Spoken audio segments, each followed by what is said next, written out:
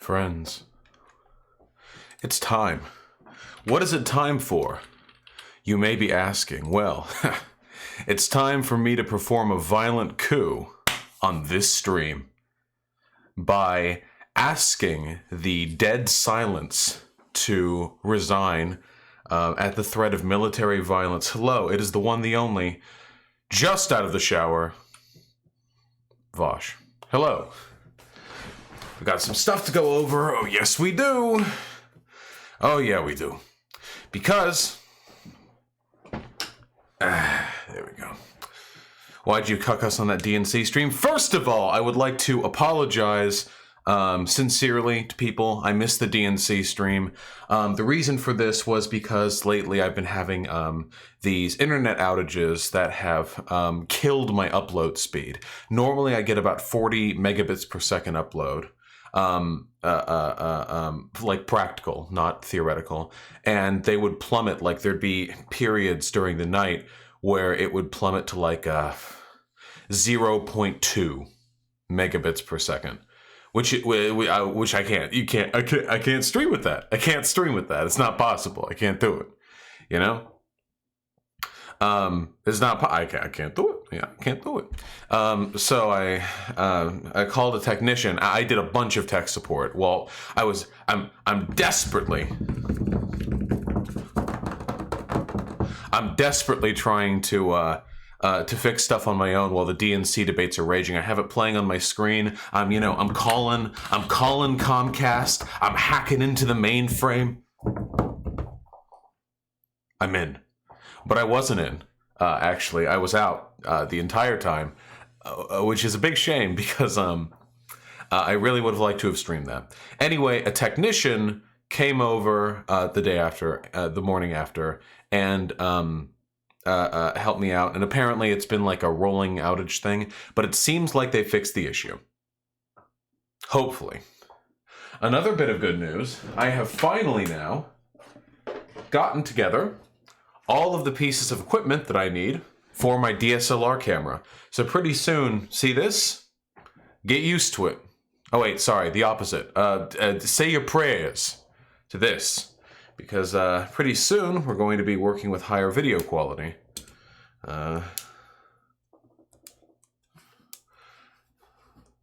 Still not great at figuring this thing out, but I think I'm getting the hang of it. Look, see, it's... Wait, hold on. Look, it's me. This is what it's going to be like from now on. Just like this, I'm going to hold the DSLR up, and you're going to look at me through the viewfinder of the camera. This is what it's going to be like. Exactly like... Here, wait. There we go. Oh, yeah. Hello. Beautiful. Oh, yeah. Oh, yeah. You can see the hundreds I invested. Oh, beautiful. 4K video. 4K video! No card? Yeah, no shit. I haven't put it in. What the fuck do you want from me? 4K video. Beautiful. Let me put this back before I break it.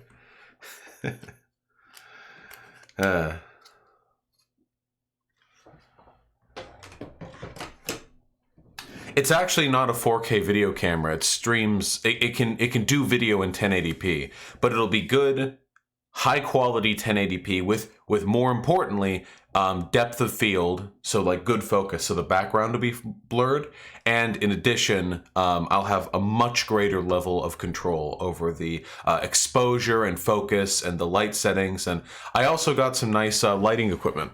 I'm going to start slow with it, but soon, we're going to have ourselves a really quality stream. Why is blurry background better? Because it pulls me into focus. If the background is blurry, it makes it easier to look at me. Right now, I have like a really busy setup. Like my desk is right here, and that'll be in the same depth of field as me.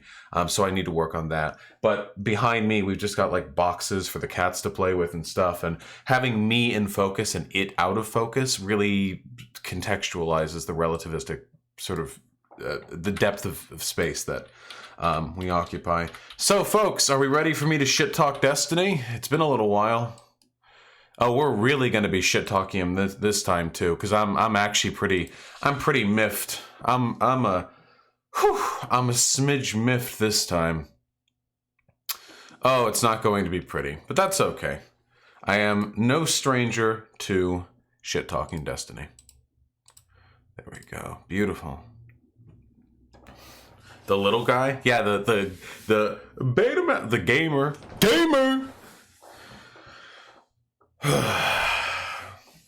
What a beautiful day to presently be out of focus in my soon to be obsolete camera. All right, folks.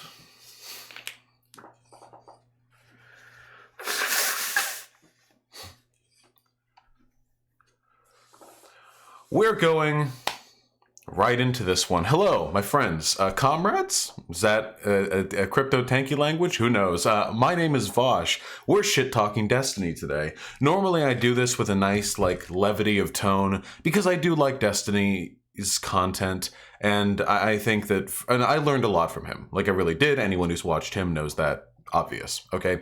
He really fucked up this time, though. I'm actually genuinely disgusted with his behavior.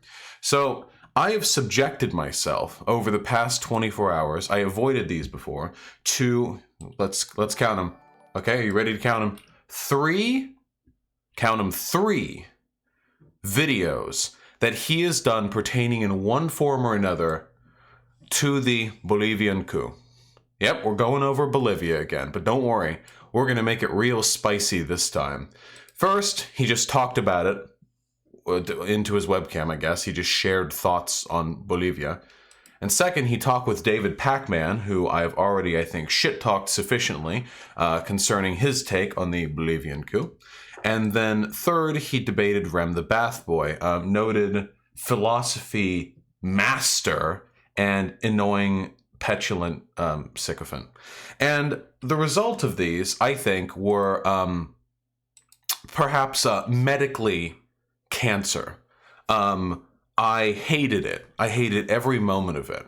I could go over every moment of these 3 videos. We would be here for a while. I'm not going to do that. So instead, I'm going to tell you guys a story, and then I'm going to share a mountain of facts with you. Destiny is not a leftist. He is a progressive. He is. Race issues, gender, trans. He's in those respects, he's pretty far to the left. Economically, however, he is very distrustful of the real left. And the reason for that is, well, there are a variety of reasons. One, he's a liberal. I mean, that is a reason. Another one is because he's had a lot of really bad debates lately with leftists, by which I mean leftists have come to him and performed poorly. I've defended him in those counts. I have no respect for lefties who talk shit, who step up and then fail to defend their points cogently. I'm not a fan of that at all. However, just because you've had bad experiences with people of a political domination or denomination of some sort, this does not mean that all concerns from that group can be dismissed outright. It's obvious, right? It'd be irrational to do otherwise. I think that Destiny, right now, is acting like an actual enlightened centrist. The joke version of them. The cringy, narcissistic, ill-informed, self-obsessed, sycophantic dipshit who is more interested in the aesthetics of moderation than they are in actually knowing what's right. I can illustrate this, actually. Watch. He calls himself the omniliberal. Look at this. Look at this video he's provided to illustrate my point. We don't need to go 10 seconds into this video for my point to be made. Watch. I consider platforming somebody that is a lefty to talk about historical things to be on the same level of platforming like Nick Fuentes to talk about the Holocaust. Not 8 seconds, not even 10 seconds. So lefties' takes on history are now apparently in the same ballpark as neo-Nazis' takes on history. I could spend a video talking about why that's dumb, how lefties have contributed invaluable insight into our historical process, how there are a glut of left-leaning historians. In fact, I believe history is one of the majors most infested by leftists because, infested in the good way, because leftists actually have a wide suite of tools capable of analyzing previous historical events, context, class conflict, in ways that were previously unexamined. They give light and context to things which otherwise were considered irrelevant or didn't really sort of supplement a broader narrative. It helps us understand. It helps us understand the present, because only through a recognition of the past can we really sort of contextualize why we're here today. Whereas neo-Nazis, every time they ever talk about history, always they're lying. It's intrinsic to them. It's a disease in the head. They have to lie about history. It's essential to their ideology. You can't have neo-Nazism without bullshit, ahistorical, pagan fantasization. You can't have it without this mythologized past. You can't have it without blatantly lying about the history of whiteness in Europa. It's not possible. So this false equivalency is, in and of itself, unbelievably stupid, brain dead, in fact, and below Destiny's character. Then again, he does often say he's bad at history, so maybe this is perfectly fitting. The rest of these videos are not significantly better. Here are some hot quotes I can share with you. So while discussing this with David Pacman, Destiny disparages people who he considers to be, and I quote, more or less, far left, like big Bernie supporters, like commies or socialists or whatever. The implication being there that big Bernie Sanders supporters are communists and socialists. Some of them, I'm sure, perhaps including myself. But that sounds like the kind of thing that I would expect from some milquetoast, no, I think I would expect to hear that from Fox News, wouldn't I? These big Bernie Sanders supporters, these communists and socialists, they have no idea what's good. That's kind of sounds like a Fox News talking point. I mean, where does your window of discourse have to be centered at, where you consider a Bernie Sanders supporter to be like a communist or a socialist? To be clear, he did say big Bernie Sanders supporter. Okay.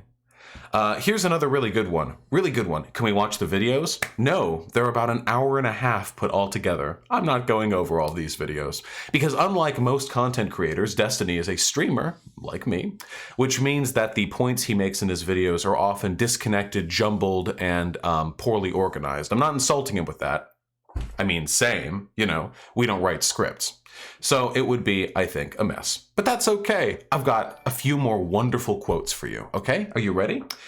Janine Áñez, that's the interim president of Bolivia, we're getting to that soon, can you really say she's killing protesters? Have you seen her go out onto the street killing protesters herself? Are you saying that she's taking a gun out to the street? This was in a conversation with Rem. That's an interesting one. He also claims that what happened in Bolivia wasn't a coup because it was non-violent and the basic same systems of government were left intact. I actually have quite a few more of these, but that's okay. We can. This isn't super relevant.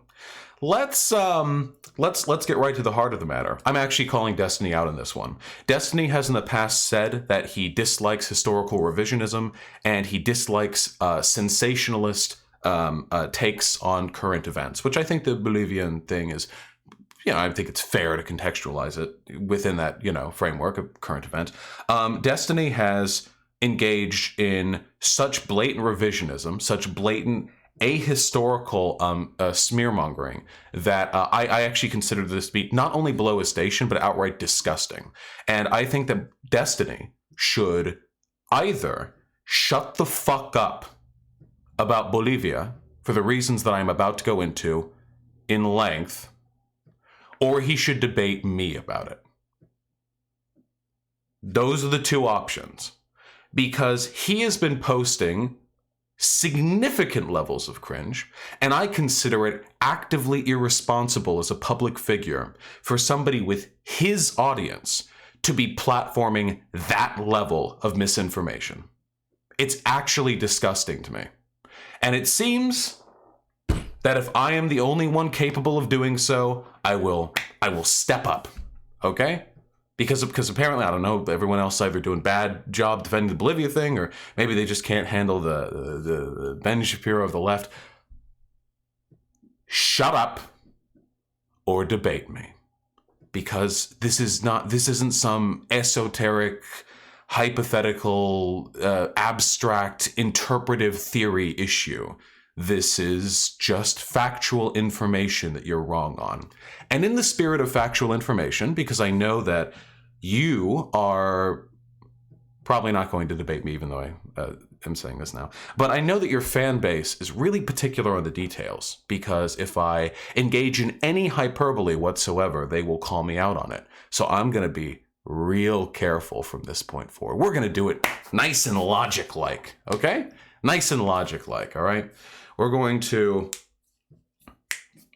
go over the facts of the case quickly, concisely, and then I am going to point out where he is wrong. So let's get started. Let us not waste a moment, my friends. Let us not waste a goddamn moment. Hello. We're breaking this down logic, facts and logic style, like in that one meme that we do with American Dad. And he says owning a libtard epic style, and he's got like the big clock. Okay. These are the 5 questions, okay? Was there election fraud? Was it a coup? Is Evo Morales an authoritarian? If there was a coup, was it a good thing? Was there CIA involvement? These are the 5 questions that people keep going over. What's interesting to me is that the initial question was only, was it a coup? That's the only question that was initially relevant. But people start branching out into these other questions. And all these debates with Destiny, I mean, it seems like the question should be, is it a coup? Is it a coup? He denies it's a coup, or at least I've seen him deny it, and sometimes, and other times he's wishy-washy about it. I don't know. I'm going to assume he does not believe that it's a coup. If that's the case, then why are so many people talking about issues that are secondary to that question? Was it a coup? And it reminded me of something. It reminded me of the death of Trayvon Martin. Because every time a young black kid is shot by the cop or by the police or something, it seems like the only question that's relevant should be, was it murder? Was this legitimate? But then the news stories run, you know? He was no angel. He was caught smoking marijuana outside his high school at 17, you know? Oh, well, actually, if you look at the facts of the case, he turned around and followed George Zimmerman prior to the... It's the same... The central question is there, but it seems like we keep distracting it. Like, was it a coup? Oh, well, Evo Morales, extended the term limits. Okay, was it a coup? Oh, well, there was report of election fraud.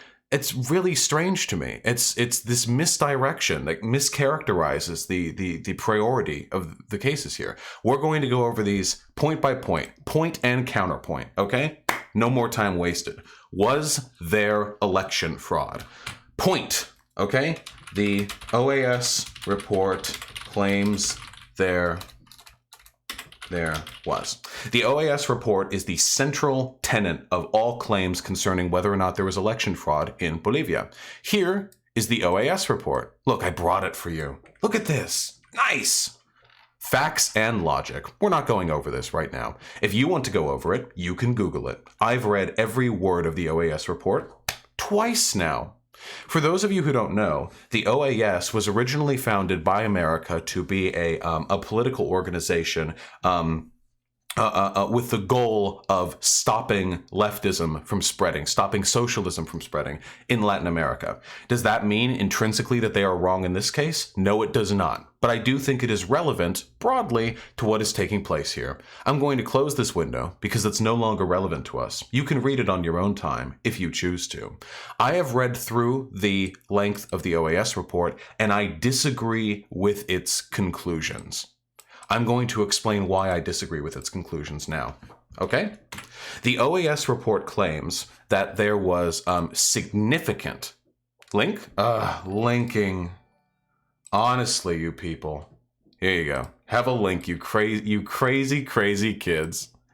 You wild sons of bitches, you. Go on ahead. Have yourself a good one. Now, let's focus. The OAS report, the conclusion of the report, essentially, is that there was a significant level of electoral fraud going into Evo Morales' fourth presidential election. So this is the election that everyone's all tussled up about, okay? So, was there election fraud? All right, let's examine this claim. Well, there are essentially two reasons why they say there was election fraud. You see, in an argument, you have a premise and then a conclusion. The conclusion they formed was that there was a significant suspicious electoral fraud, evidence of such.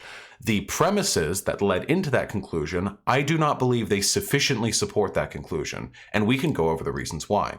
For those of you who don't know, Bolivia, like many countries, has two forms of election counting, okay? The first is called a quick count, all right? So that means that using a series of contractors, they really quickly, roughly estimate how many votes are coming in, so the media has something to go over, so the media can really salivate over the drama of the election, all right?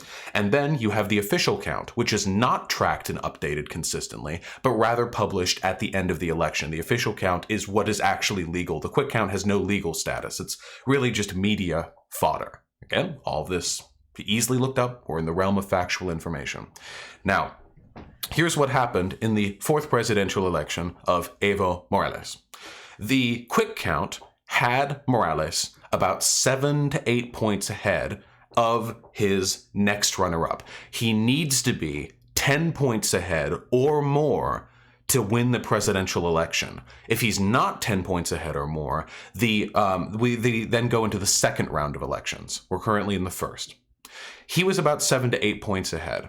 And then, with about 86% of the vote tallied, the quick count cut off.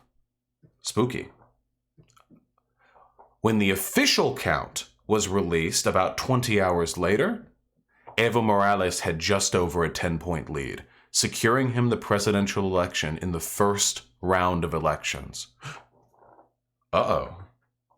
Why did the media go dark on it like that? That's strange. Suspicious play afoot?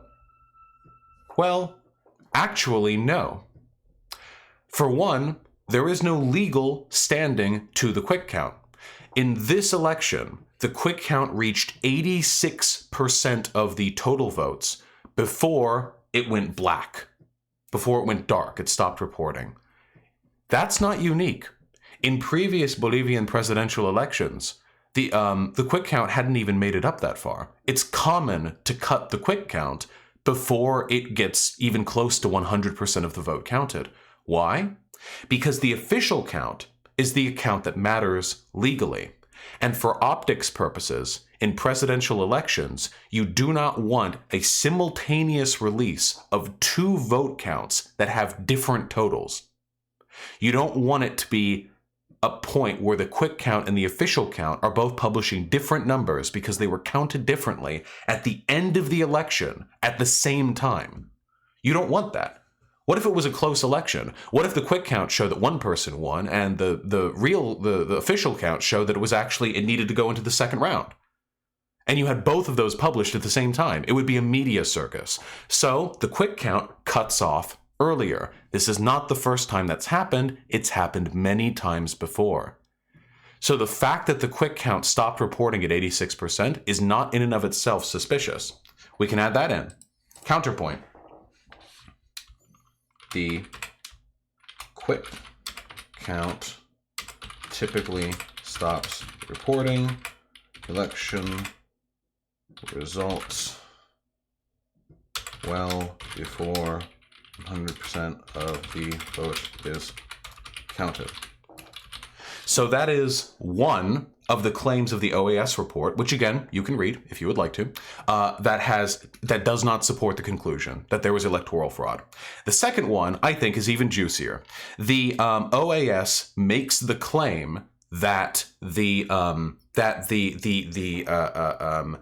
official counts report is a noticeable jump, like a spike up in the support for Evo Morales, who would then go on to win the election. So like quick count, everything goes dark. And then when the lights turn back on, whoop, Evo Morales wins. Completely factually incorrect. This is the other central claim. Here is a handy chart showing the quick count. All of this right here is the quick count. And the percentage points by which the MAS party, Evo Morales' party, was winning. So here, this red line right here is the 10-point margin that guarantees a win without having to trigger a second round of elections. So look right here. The dark blue is the is like their like legislative body, and the light blue is their president and vice president. Okay, so see, early on in the quick count, right over here, when we have just like 20% of the votes counted, they're like at 0 points ahead. See right here, at 20%, they're like right here, basically. They're like right here. But then, as more and more of the quick count votes are counted, 60% of the votes are counted now. We're up to about 4 points ahead of the opposition. No. And then it cuts off at 86%, as is normal, as is usual. And then when the official count comes out, here we are, past the 10% point lead that is needed to win the election without a second round of elections. Can I point out to you, fine people, my friends, this is a consistent line graph. Look at this. The explanation for why the point lead increased in favor of Evo Morales' party with time is that it takes longer to count the votes in the rural counties of Bolivia, and it is in the rural counties of Bolivia that the MAS party, Evo Morales' party, has a higher proportional level of support. So the idea that the quick count went dark and then the official count showed a sudden spike in support for Evo Morales is factually incorrect. Not only is it consistent with the trends previously demonstrated throughout the quick count, but in addition, it's consistent with not only previous expectations for the counties and their relative levels of presidential support, but with polling predictions that were done prior to the election, almost all of which had Evo Morales winning by a point lead comparable in the ballpark of what he ended up winning with.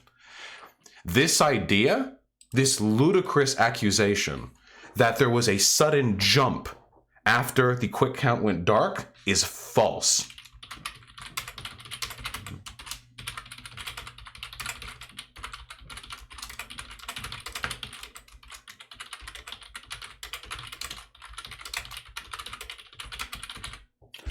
Again, you're free to read the OAS report. These are the two central tenets of its claim that there was electoral fraud. These two right here.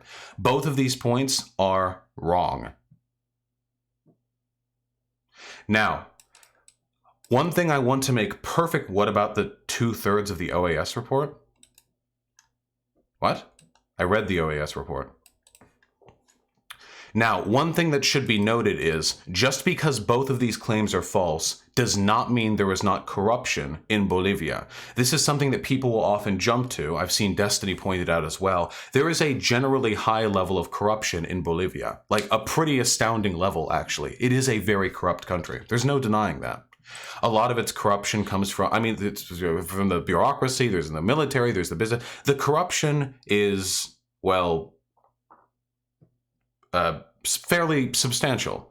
That being said, however, the fact that there is a relatively high level of corruption in Bolivia does not mean that we can just blithely dismiss any election results we don't like as being a product of that corruption. There is no evidence, based on the OAS report, that the two central claims they use to support their conclusion that Evo Morales stole the election are valid. So, in regards to the question, was there election fraud? I and others, the Center Economic Policy Report, what have you, find this to be insufficient. I do not believe that there was election fraud. If there is evidence contrary to this, people are 100% free to send this to me. I've looked over the OAS. I've talked with Dylan Burns. This seems to be well within the purview of a fair and reasonable election, consistent with prior polling, consistent with expectations for people's relative interest in the presidential candidates. This is, I think, fine. Dylan Burns is Twappy. He's that former gravel teen turned foreign policy advisor to a elected official. Pretty cool stuff. Was it? That was the weirdest cough I've ever had in my life. Was it a coup? Jesus. Wow, that was like it's like cough, sneeze. Was it a coup? Okay? This one should be real easy, okay? This one should be real easy. Are you ready for it? So here's the definition of a coup. A sudden, violent, and illegal seizure of power from a government. So, sudden, it was triggered following an election result that the opposition party didn't like. Violent, it was done at the behest of the military and police, following violence committed against Evo Morales' supporters. If you want evidence of that violence being committed, not only were there individual crimes and protests that erupted across the country, but there was a rather performative demonstration of violence against one of the mayors in Bolivia, who had her hair cut, sprayed with red paint, was dragged around the streets barefoot by far-right supporters of the opposition party. That's pretty scary. It's pretty easy, I think, for us to dismiss that, like, oh, it's just common post-election stuff, far right, militant groups like running around, stripping mayors down, shaving their head, and humiliating them by dragging them around the street. Just common post-election stuff, Not really. Also, I think this is a fairly reasonable take on my part, that having the fucking military and police arrive at the government building to demand the demand the resignation of the president, I think pretty implicitly suggests a level of violence which is sufficient to deem this a coup. I don't think you need to bomb the building for it to be a coup. The leaders stepped down because the fucking military was outside, all right? The leaders claimed that they wanted to bring an end to the violence that they had seen on the hands of the far-right groups and protesters who were angry over Evo Morales' election. And then finally, an illegal seizure of power from government. Well, to my knowledge, nothing about what the military did was legal, and also they broke the constitutional line of presidential succession by also forcing the other people who were in line to become president after Evo Morales to resign, appointing the legendary fucking current interim president, whose name currently escapes me.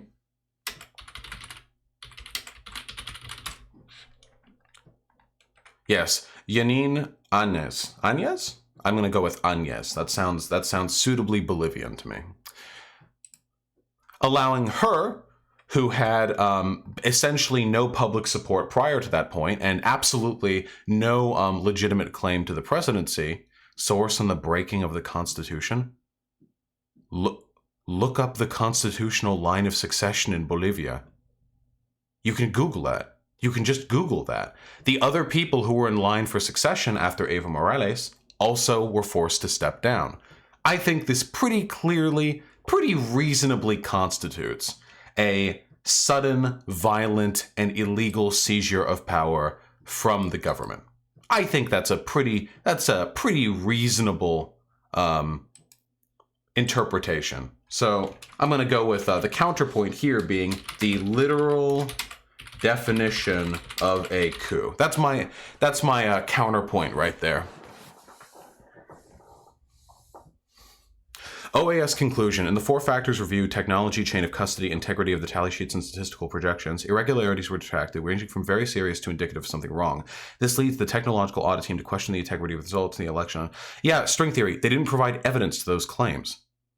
In the OAS conclusion, they supported this with a number of things, but the only things that could meaningfully be quantified outside of the evidence they provided, you know, their own like researchers, their own election watch officials, were the quick count claim and the sudden jump in support. I think the fact, and pardon me, so here's my takeaway from this, and I want to clear up this OAS thing once and for all. The final showdown. If you have a group of people whose job it is to verify the integrity of an election, and then when they publish a report on that, several of the claims, notably all of the claims that can be verified using external empirical data, are false, not just false like we made a miscalculation, false like this is literally contrary to known reality, we just lied. That makes me doubt the pieces of information which cannot be empirically verified outside of their own reports. This isn't Facebook, Vosh. I generally think an organization like the OAS wouldn't just make shit up. Well, they literally did, though. The claims of the sudden rise in support following the blackout on the quick count, and the claims that the quick count, like refraining from going up to the 100%. These are just factually incorrect. They don't support their conclusion. So again, because I am not God, and I do not have the ability to perform a statistical analysis of the data they collected and review their methodology, nobody has that ability.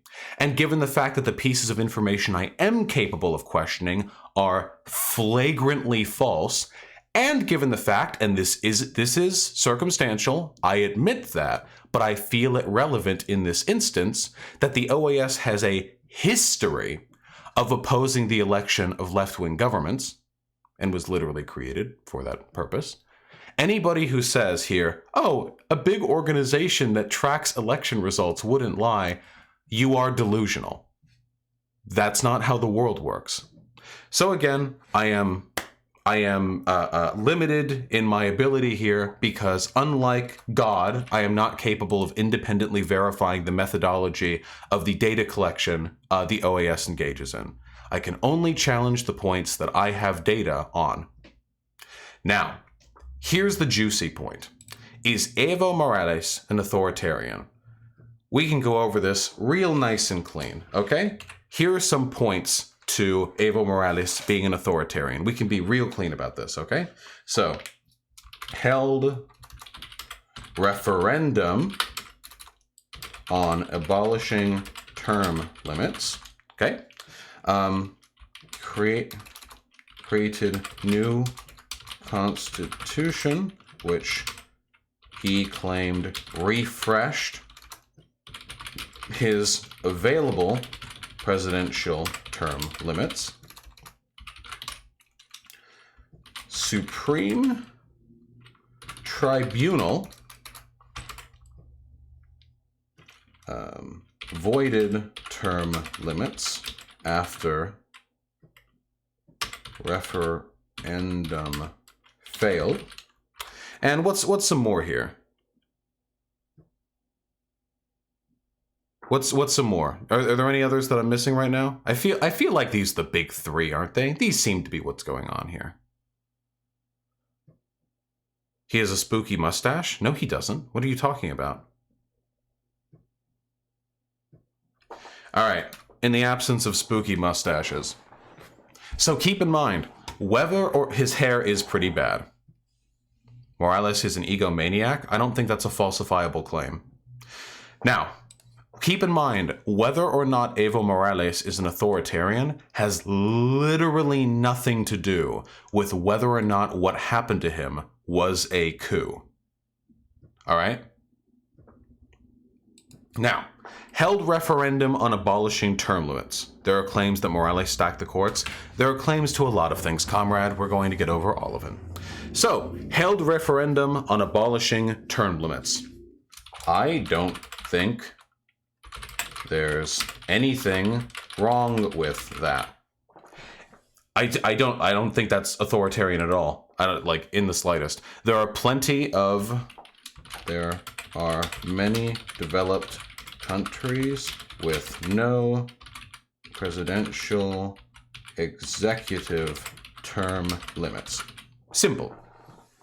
I don't think in a vacuum that there's anything wrong with holding a referendum on term limits. What's with the libs in chat? They're Destiny fans who are here to defend their god and master by asking me to debunk claims the OAS has propped forth that I am literally incapable of doing so because I don't have access to the methodologies the OAS engaged in. They're literally asking me to falsify data that is, from my position, unfalsifiable, and ignoring the fact that data they presented which is falsifiable was all false. It's actually really fucking pathetic. So, that's my point. I don't think that there's anything intrinsically, inherently wrong with holding a referendum to abolish term limits. Now, after Evo Morales' first presidential election, he drafted a new constitution, which put into law a 2-term limit for the president, because he had already had one term. Because he had already had one term, he argued, or I suppose it was just accepted. I'm actually not sure who initially made this claim, but whatever the case may be, it came to be that Evo Morales would end up serving 3 terms. The first one under the original constitution, and the next 2 under the new constitution.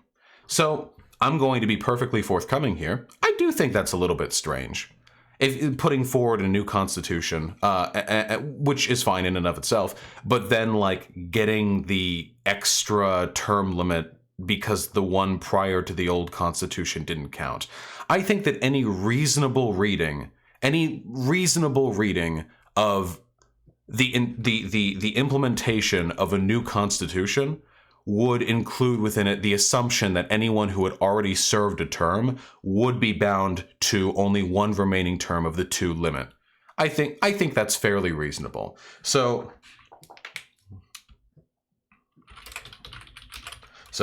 I agree this interpretation of the new constitutional term limits is unreasonable.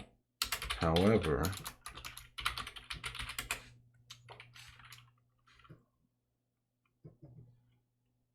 it passed through legal channels and Evo won his respective elections in a huge landslide.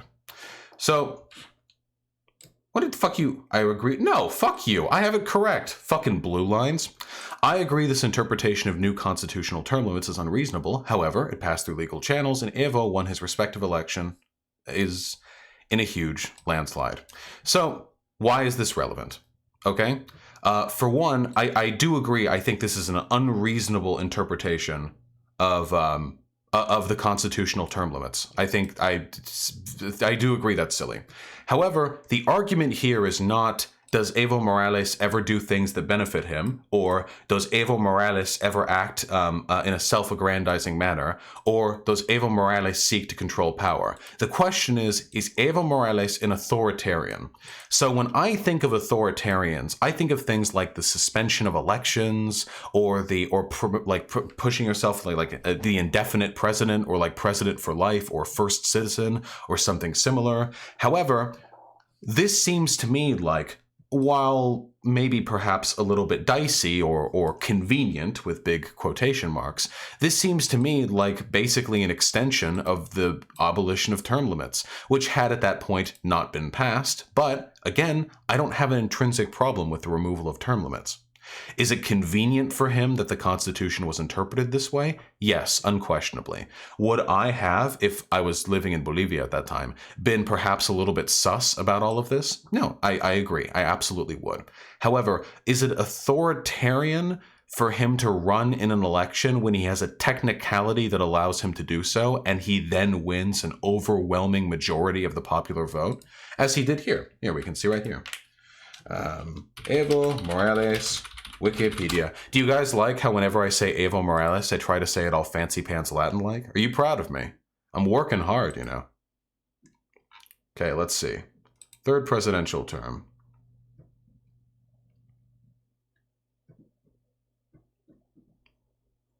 I'm seeing a combination of yes and no. Okay, and I'm going to, you know what? I'm going to say yes. Some people are saying they're proud of me. All right, where's the damn third presidential election?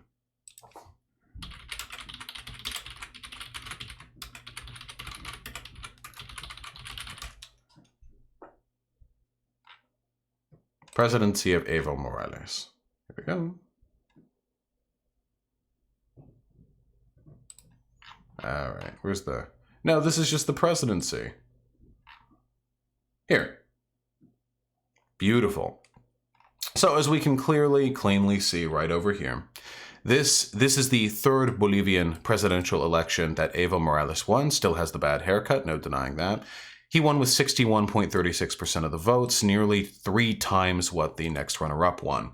So why am I pointing this out? Well, I do think it's important to hammer in the fact that Evo Morales is legitimately an extremely popular presidential candidate.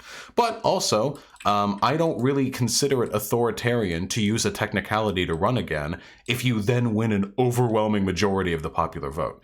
Like, I don't consider that authoritarian in the slightest. And I think it's very important for people to distinguish between convenient interpretation of constitutional term limits and authoritarian. Really big difference between those two things. Now,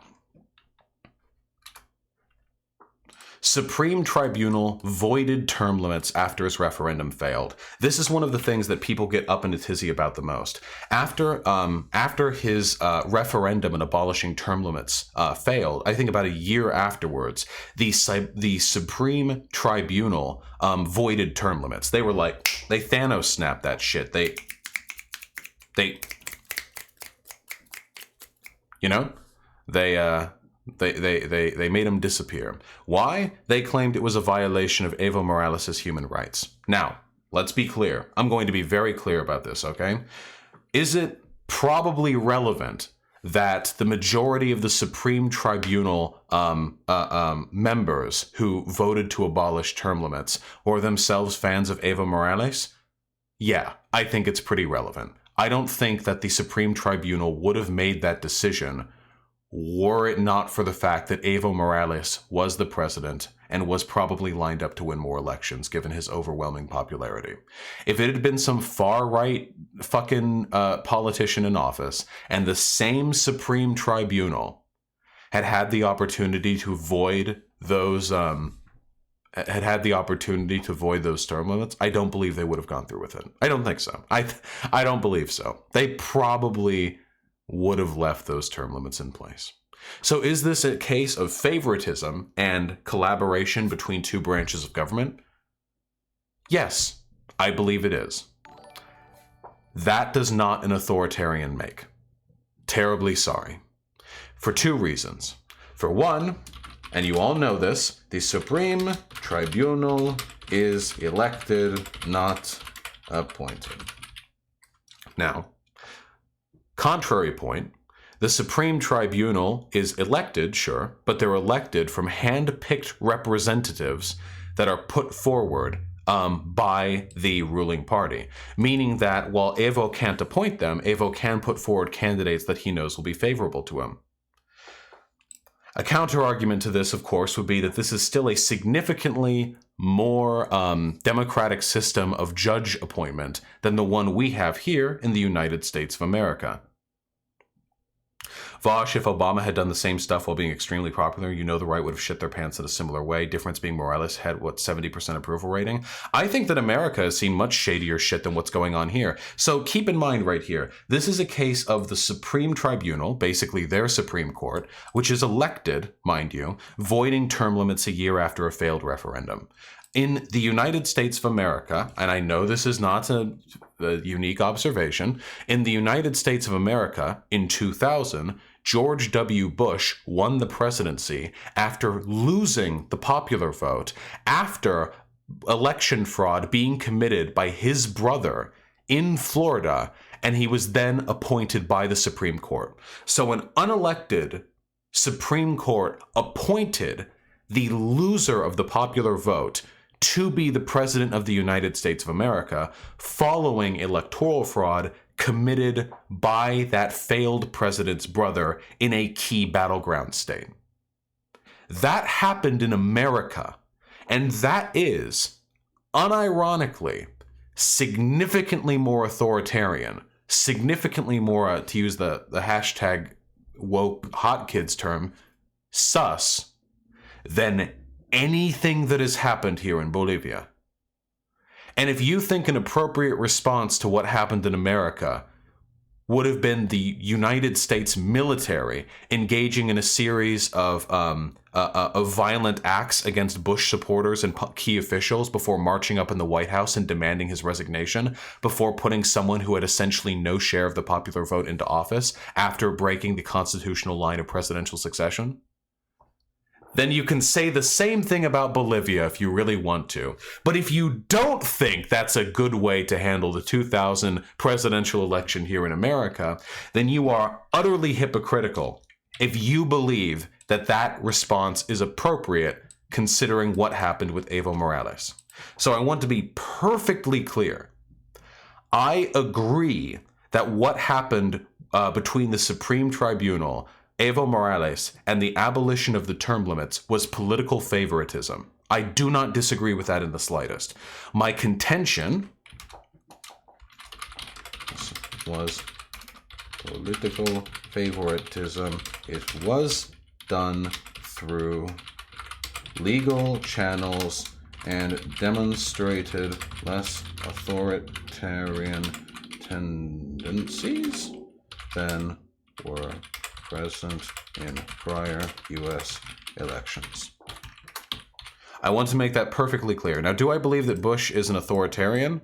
I mean, more so perhaps than I believe, most presidents are authoritarian. Do I believe that he's authoritarian in the way people mean authoritarian when they refer to Evo Morales? No.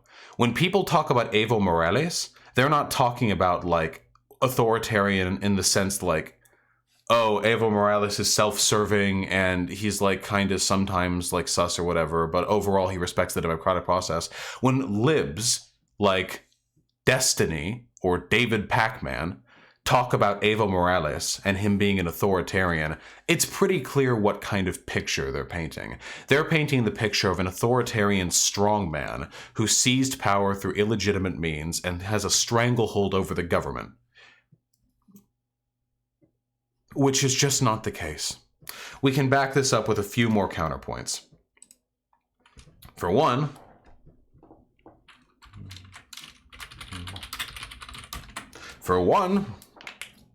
Evo Morales offered to hold second election under OAS watch after fourth presidential election. Remember, Evo Morales, after seeing the displeasure and discontent, by the way, based on completely illegitimate reasons, following his fourth presidential election, offered to hold a second one under the watch of the OAS. A fun point, his opponents agreed until a few days before the military coup. I guess they saw a better way to seize that power than trying again at an election they knew they were going to lose, huh?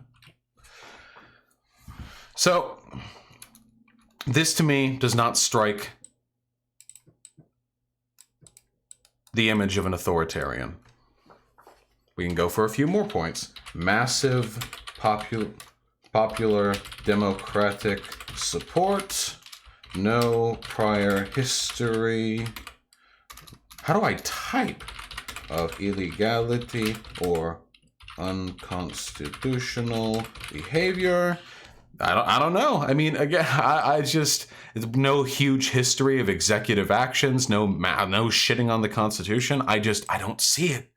I don't see it, folks. Where is it?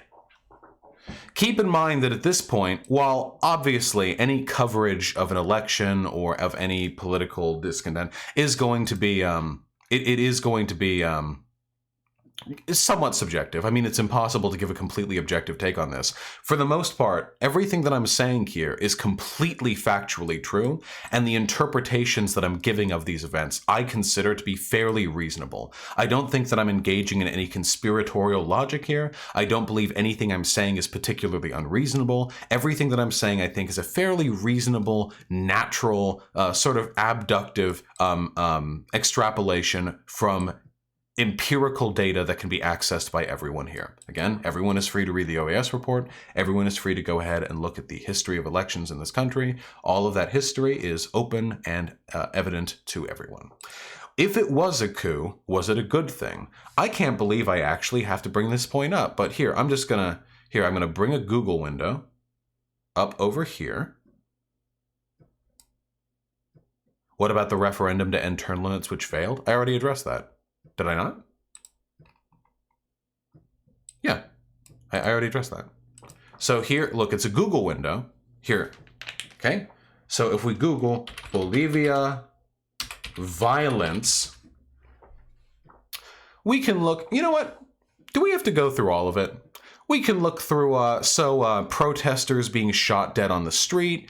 The interim president has declared immunity from prosecution for any soldiers or police who are engaging in violence against the protesters. They are literally being gunned down. The interim president declared herself president to an empty Congress chamber. The interim president is a far-right fascist who said that she wants to essentially deport all of the immigrant population of this country, which is 2/3 of the entire country. She's literally a fascist. She called them demons and devil worshippers. There's the fact that far-right violence has increased tremendously, and the interim president has actually spoken about making illegal the MAS party, the party of Evo Morales. So this is literally a fascist coup where protesters are being gunned down on the street.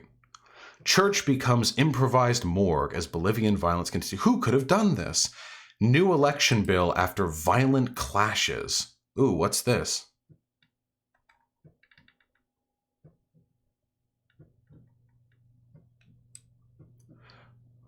Bolivia's Legislative Assembly will begin debating a bill today that would nullify a disputed election to give way for a new vote and new electoral board after the leftist leader Evo Morales resigned under pressure this month. I love that nice soft language. Resigned under pressure. Nixon resigned under pressure, okay?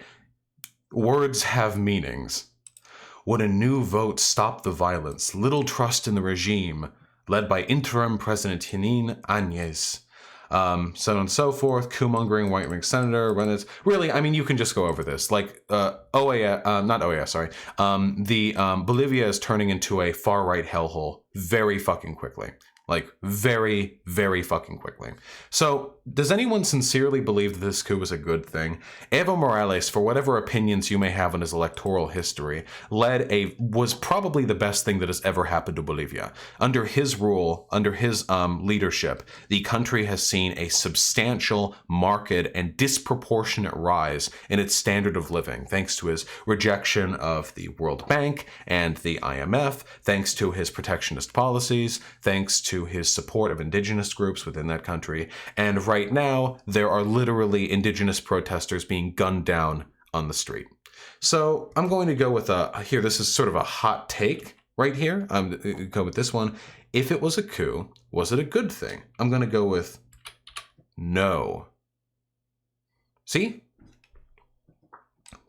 I think I pretty well substantiated my argument here. Now here's the one that Destiny seems to keep getting hung up on. I don't know why this is so relevant. Whether or not there was CIA involvement, like all of this is still the case. Like, whether or not there's CIA involvement doesn't change anything that we're looking at right here. You know? I'm sure Destiny would say that the military asked, not told him to step down. If Destiny believes that the military showing up to the White House and asking you to step down after far-right violence has happened to your protesters, and they're also politely asking your next line of succession in constitutional, like presidential terms, to step down, if he believes that being asked means anything separate from being told, then Destiny is legitimately retarded. And the others in the line of succession did not willingly step down. They said they stepped down for fear of violence. I can say the R word because I'm on YouTube. Destiny will never know my freedom. Anyway, if he sincerely believes that's an argument, that's legitimately brain dead. Now, was there CIA involvement? I don't see how this is relevant to the broader discussion on Bolivia, but we can talk about it anyway. So there are three pieces of evidence. There is no evidence that the CIA didn't involve themselves because they're an intelligence community. Like we can't say like, oh yeah, well I went down to the CIA office in Vermont and I didn't see them doing anything wacky, so that's evidence they didn't do. It's an intelligence agency. Like we don't fucking know. Okay, so there's no evidence against CIA involvement. There is only evidence for CIA involvement. He also wouldn't call it a seizure of power since they're holding elections and didn't install a fascist military state. Again, systemic violence against the opposition party, threatening to make illegal the entire party that they are referring to, and then literally installing a violent far-right military-backed ethno-state where you call for the death or deportation of indigenous people. I mean, I don't know what Destiny's definition of fascism is, but it's slightly different from mine. Now, there are three pieces of evidence to the CIA's involvement in the Bolivian coup, and I want to be perfectly clear here. Perfectly clear. Whether or not the CIA was involved is irrelevant to me. I do not care. It's still bad. I don't like American right-wing foreign policy, and I don't like Bolivian right-wing domestic policy. I don't care. It's not relevant to me. I do believe the CIA was involved, but I cannot claim this is factually the case. Why do I believe this? Well, as I said, three key pieces of information. For one, and I'm going to point this out very clearly, these first two are highly suspect and circumstantial. Highly suspect. Okay? I believe CIA involvement. I cannot factually prove it. I want to be very clear about this. This is my personal belief. It is the belief of many left-leaning people, I imagine. There is no smoking gun. Now, the first piece of information is this. I'm sure some of you have seen this before. This has been largely unsubstantiated because it's only been picked up by a few news sites, but there are reports of the Radio Education Network of Bolivia leaking audio clips involving opposition leaders calling for a coup against Evo Morales, some of whom are Americans. Marco Rubio, Bob Menendez, Ted Cruz. Now, these audio logs, and I've listened to a few of them, these are mostly in Spanish. I have listened to translations of these. This is, while I think relevant, not in and of itself sufficient to indicate that there was direct American involvement in the coup. But that does not mean it is irrelevant. When we're talking about intelligence agencies like the CIA, it's not like we're going to find a document like proving that oh yes, here I am director of the CIA, and here is my plan to provide aid and arms to the far right wing. No, obviously not. When it comes to intelligence agencies, we have to rely on one of two things: either heavy levels of speculation based on tidbits of evidence, or B, cross our fingers and hope for an investigative journalist to figure out more than what we're personally capable of figuring out. Or we could wait 40 years and the CIA will just declassify all of its documents. You know?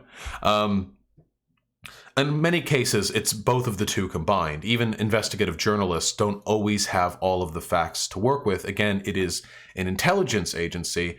Another fact that I find interesting is the fact that following the Bolivian coup, there were a huge wave of bots on Twitter repeating essentially the same message over and over. This is not a coup, blah, blah, blah, so on and so forth. It was all like stock messaging, like copy pasted, very obvious bot spam or people being paid off. That's not in dispute. I mean, you can look at the trends. And a lot of the activity for that bot wave came from Virginia. You know, Langley, maybe, or the CIA is. Now, do I believe the CIA is so stupid that they would do a whole botnet campaign on Twitter and not even use VPNs? Maybe. Yeah, maybe. It's not like it's the only time they've done really obvious stupid shit along with other branches of government. Like, yeah. Do I know for a fact it was them? No. There's also a large community of like expat Bolivians that live in Virginia. So maybe it was them. Then again, I mean, there was a lot of tweets coming from Virginia. So again, it's circumstantial. I don't believe that this solidifies or proves anything. I think it's a piece of information. And I do think anyone who argues the CIA isn't boomer enough to avoid using VPNs while doing something like that is maybe a little bit misguided. The government is, even the intelligence agencies are run largely by dipshit, technologically illiterate old white men. So, the third piece of information is, I think, the most telling. It's not even a nugget or a piece of fact. It's really just precedent. Destiny says this a lot. He says this like, oh yeah, lefties are always talking about CIA involvement in Latin America. Like, oh, okay. To which my answer is, here again, we can go over this one together. Watch this. American regime change, Wikipedia. And we can go over an incomplete list. Oh, that's a big old Wikipedia article. Oh, yeah. So, in law, precedent is often used to establish intent. So, for example, if I was convicted, if I was arrested for, let's say, going out onto the street and jerking my dick, my big fucking veiny white dick, in front of a group of school children, and they kind of arrest me on circumstantial evidence, like, oh yeah, we saw like a big bearded guy out there by the street. You live kind of in the area. We thought you were the best case. I think that'd be a pretty easy case to dismiss. However, if I have gone to the same street corner and jerked my big veiny white dick 17 times over the past 6 years, and someone matching my description does it an 18th time, the fact that I have a precedent of involvement there is relevant to the case. We all know this. This is obvious. You'd have to be an idiot not to believe this. An indication that a person or a group has done things in the past is often used as a very legitimate indication that they may have done so in unclear circumstances in the present. Easy. Does that mean the CIA was involved? No. Does that mean the CIA could have been involved and there's a very real possibility, and this is exactly the sort of thing the CIA has been doing for literal decades, and there's no way we could meaningfully know because they're the greatest and probably most well-funded intelligence agency in the entire planet, and we really have no way of meaningfully understanding what they're doing, so the best thing we can do to call them out on their shit is extrapolate based on like small piece of information given coincidences and conveniences that seem to align with their values? Yes.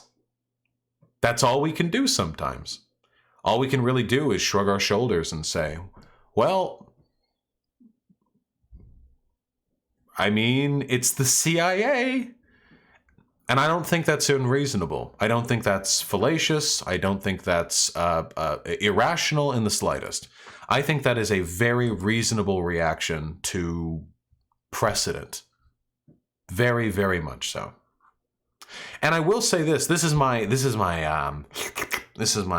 top secret personal belief. I don't actually think that it matters whether or not the CIA was involved. I think we should blame the CIA anyway, because just using inference, the consequence, there are four possibilities here, right? Either the CIA was involved and we blame the CIA, in which case, incredible. Wow. How do we do it? Incredible. Amazing. The CIA wasn't involved and we don't blame them. Incredible. Such restraint. How do we do it? How did we know that they didn't do it? Incredible. Amazing. The CIA did do it and we don't blame them. An issue, a problem, a serious problem, in fact, because,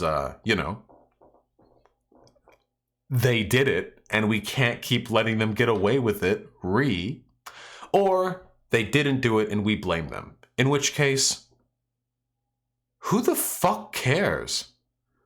Who the fuck cares about what? Are we hurting the CIA's feelings? The CIA has been responsible for an enormous fucking wave of regime change over the past century. Like, the CIA is an organization which is dedicated to facilitating, among other things, regime change. That's what they do. It literally is what they do. It's part of their fucking job. It's what they do. So, I don't actually personally care whether or not they did this. They're the ones who would have done it if they hadn't done it. And one way or another, blaming them for this facilitates the broader goal of condemning the CIA for their long-standing history of facilitating regime change against democratically elected, left-leaning presidential candidates.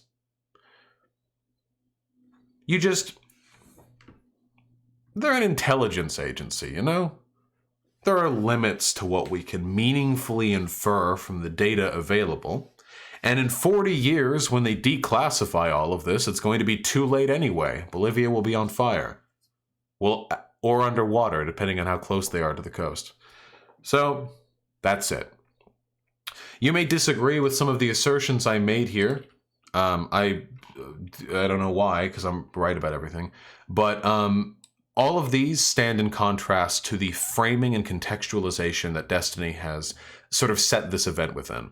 Destiny has made some phenomenally stupid claims concerning the Bolivian coup that actively disgust me because he has in the past made an effort, a concerted effort, to act responsibly when it comes to breaking news, to avoid engaging in hystericism, to avoid editorializing information to the extent that he's contributing to the public harm. And this time, he has done all of those things. Very sad, very disappointing. He can either shut up about this and recognize the fact that his history and his foreign policy are both dog shit, at least in this case, or he is free to debate me. Because even if half of the things that I have said here somehow are factually incorrect or insubstantiated, that does not change the fact that Destiny's claims are blown the fuck out by the other half. It's that simple. Cringe. Cringe. All right. There. Got that off my fucking chest. That's it. That's all there is to say. So, we got any more fucking lib Destiny defenders here in chat? Because you people were saying some really fucking stupid shit. Oh, have you considered the fact that even though the OAS lied about a bunch of stuff that was factually and plainly available, they provided other claims that can't be counterchecked by other people because they don't have a way to double check their methodology? Oh.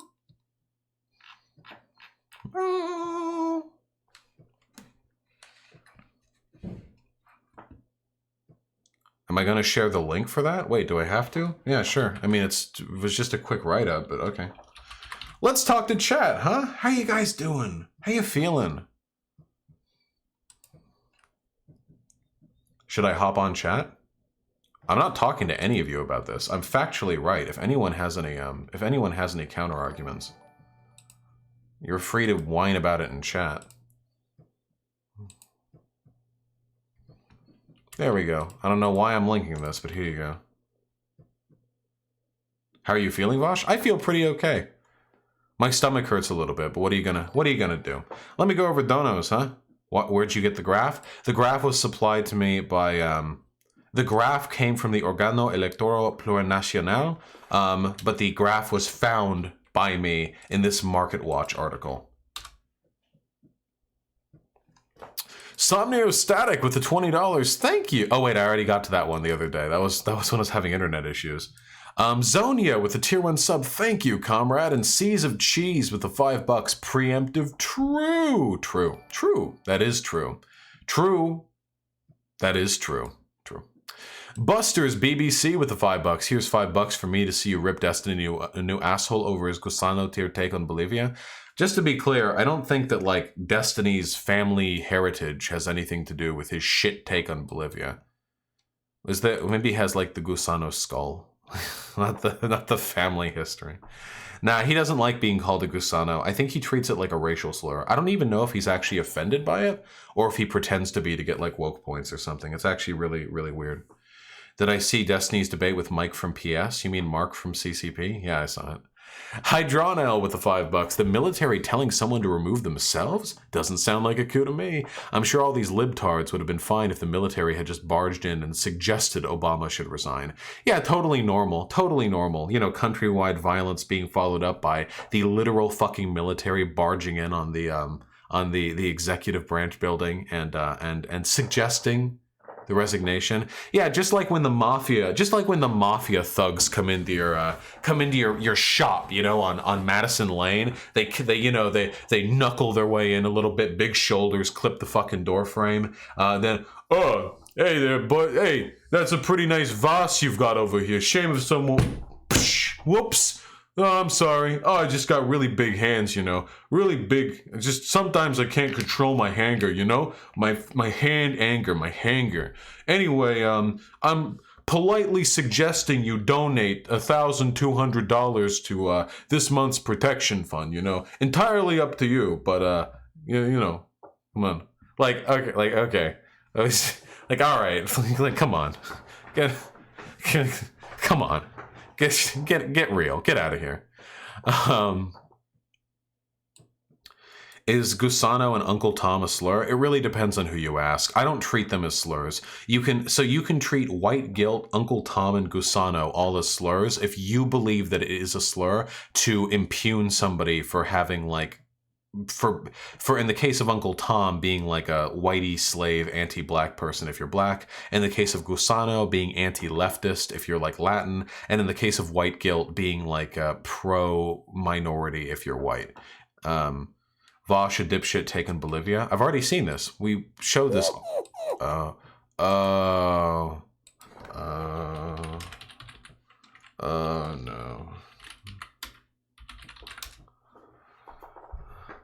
Vivi Vavi with the $5. I got to meet one of the co-founders of Game Workers Unite in Salt Lake City. I'm super excited to get an SLC chapter of the GWO started soon. The GWU. Yes, absolutely, the GWU. Congratulations, comrade, and best of luck with that, okay? I wish you all the luck in the world, and I love you and believe in you.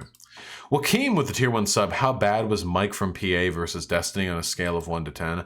I'm not going to mince words. Diplomatic as I love to be, it was fucking embarrassing. Mike from PA / Mike from CP / Mike from CCP / Mark from CCP. I honestly think is a dishonest hack. Even if I agree with people's political positions for the most part, like, oh my fucking god, dude. Also, Mike does so much like reactionary posturing. It's fucking crazy. Like, oh yeah, you just want to fucking cry about it? You fucking bitch baby. Why don't you fucking man up? Like that's like really weird. I don't imagine that's like this doesn't seem like a very left-leaning thing to do to me, you know? Don't you do that sometimes? I have never asked somebody to man up. I don't think I've ever asked somebody to man up. No, also, I don't do it the way that he does it too. He does it in like calm conversations. It's really weird. Yeah, it was pretty bad.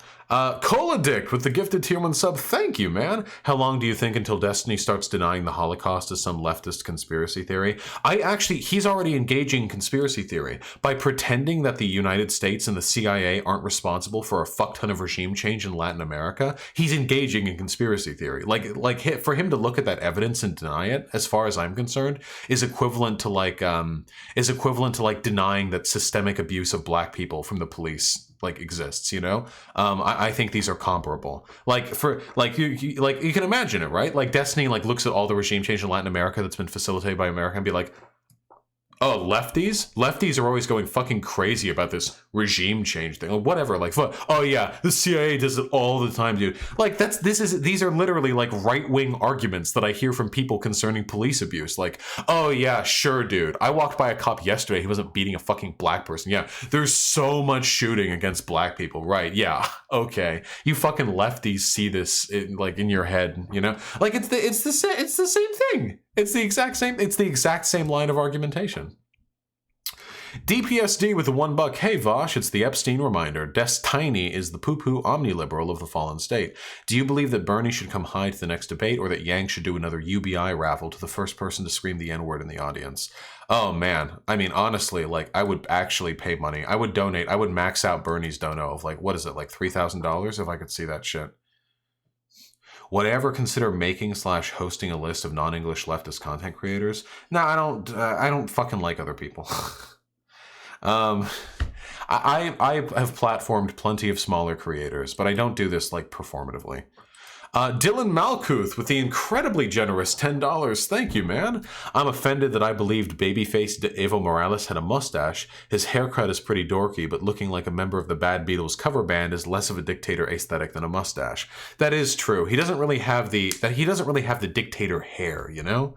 But I don't know, maybe a barbershop change, a couple weeks in exile, he's going to come back with a Castro beard and show Bolivia what an authoritarian looks like. That wouldn't be a good thing. I'm not celebrating that. Thank you, Comrade Dylan. I really appreciate it. I see Cyber63.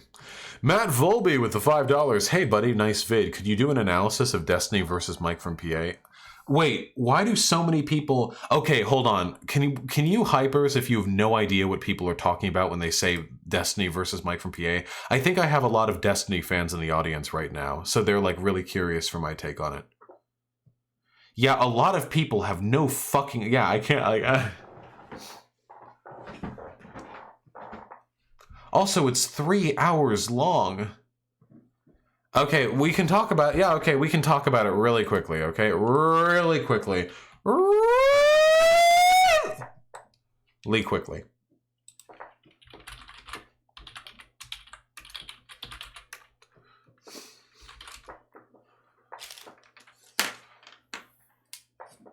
Do you have a compressor in your mic now? Yeah.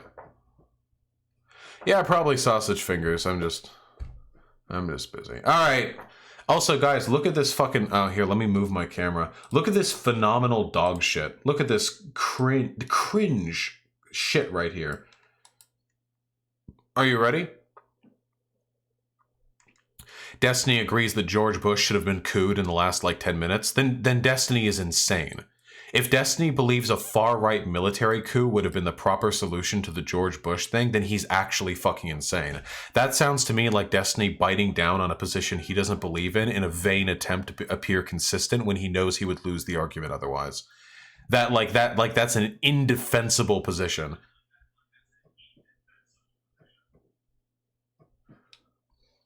Anyway, what was I doing? Oh yeah, look at this horse shit. See this login sign up shit? Here, login. Oh yeah, Irish Laddie, my old 8-year-old fucking Twitch account. Whoopsies! Fucking Twitch banning my alt account just so I can follow channels. Get me out. Get me out of here, please.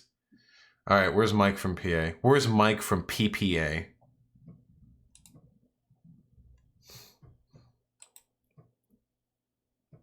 Accusation back. Literally everything. Are coups typically right-leaning? Yes. Because the military trends towards being right-leaning. It's on YouTube? Oh shit, it's on YouTube now? Sweet. Uncringe. Very, very based. Hey, look, it's me. Me. Hello. Me.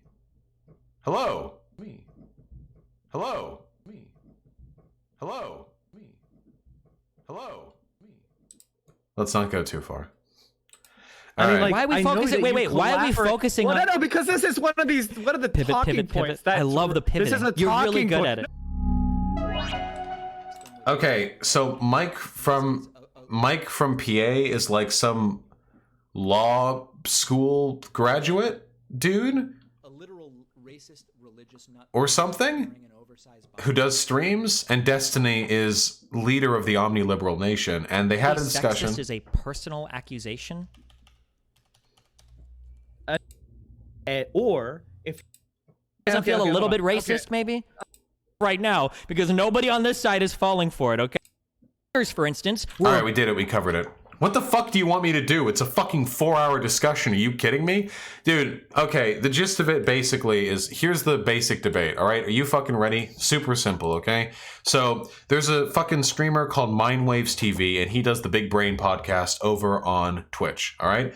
And one time, Destiny went on there, and I think Mike went on there one time, but there's a girl called Bad Bunny, who I actually rather like. And Bad Bunny wanted to go on, but was denied going on, and Bad Bunny claimed that Mindwaves TV, the host of the Big Brain podcast, was sexist for doing so, because her gender was the only explanation. I find this an extremely unconvincing explanation.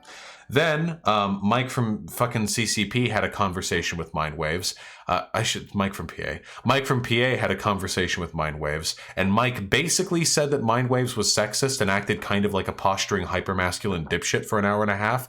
And then Destiny took issue with his behavior there, and Destiny and Mike talked. And Mike also looked like a posturing, insincere dipshit in his 4-hour conversation with Destiny. That's basically it. That's basically the gist about it. Who even cares about this drama shit? I mean, I personally don't really like the fact that I keep getting disappointed by left-leaning content creators online. It's really unfortunate to me. There are so few of them that I think like well of anymore, you know? Salivala with the $2. Rem performed poorly in that debate, ye? I mean, yeah, of course, it's Rem and a debate, obviously. Thank you, comrade. Nail Garden with the 666. Hey, Vosh, some people are wondering why you subscribe to some people like Short Fat Otaku, Isaac Butterfield, and Blonde in the Belly of the Beast. Heard these people were pretty reactionary. Because on my YouTube channel, I subscribe to channels that produce reactionary content so I can keep up with their videos and see if I want to respond to anything. Wait. Because my private account is the one I follow the people I like on. Hey, what's up? Sorry, do you know where the charging block is? I looked through all our stuff. I remember bringing it up from the kitchen a little while ago. Is it in here? It shouldn't be in here, but I can check. I just want to charge it. Cringe! Interrupting a stream again, wowzer. Tell chat hi. Hi, Jen. I have to charge it because my phone dies all the time. We're going on a date today. Yeah, I don't see where it is. What the fuck? I don't know. I don't know where it is. I'll keep looking. Good luck. Alright. Yeah, my stream has a diversity problem. Listen, I get plenty of femoids in here, alright? Plenty of femoids. Do the Mayo Pete dance? Fine, but only because I wanted to anyway. Isn't it like you do like a you do like a da da da da wait no it's da da da da da da da da da da da right? Isn't it like da da da da da? Isn't it like that? It's like that, right? Isn't it like that? I have it, right? Play the song? No, I'd get demonetized. Yeah,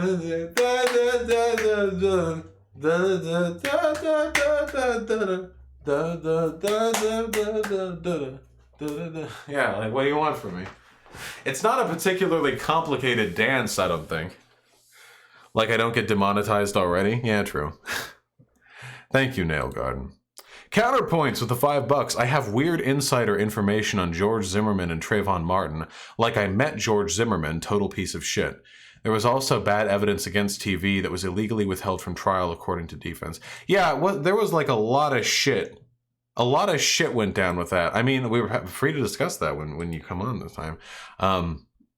Nothing I love more than retreading fucking black kids getting shot back, what, like 2015? When was the George Zimmerman shooting, guys? When did that happen?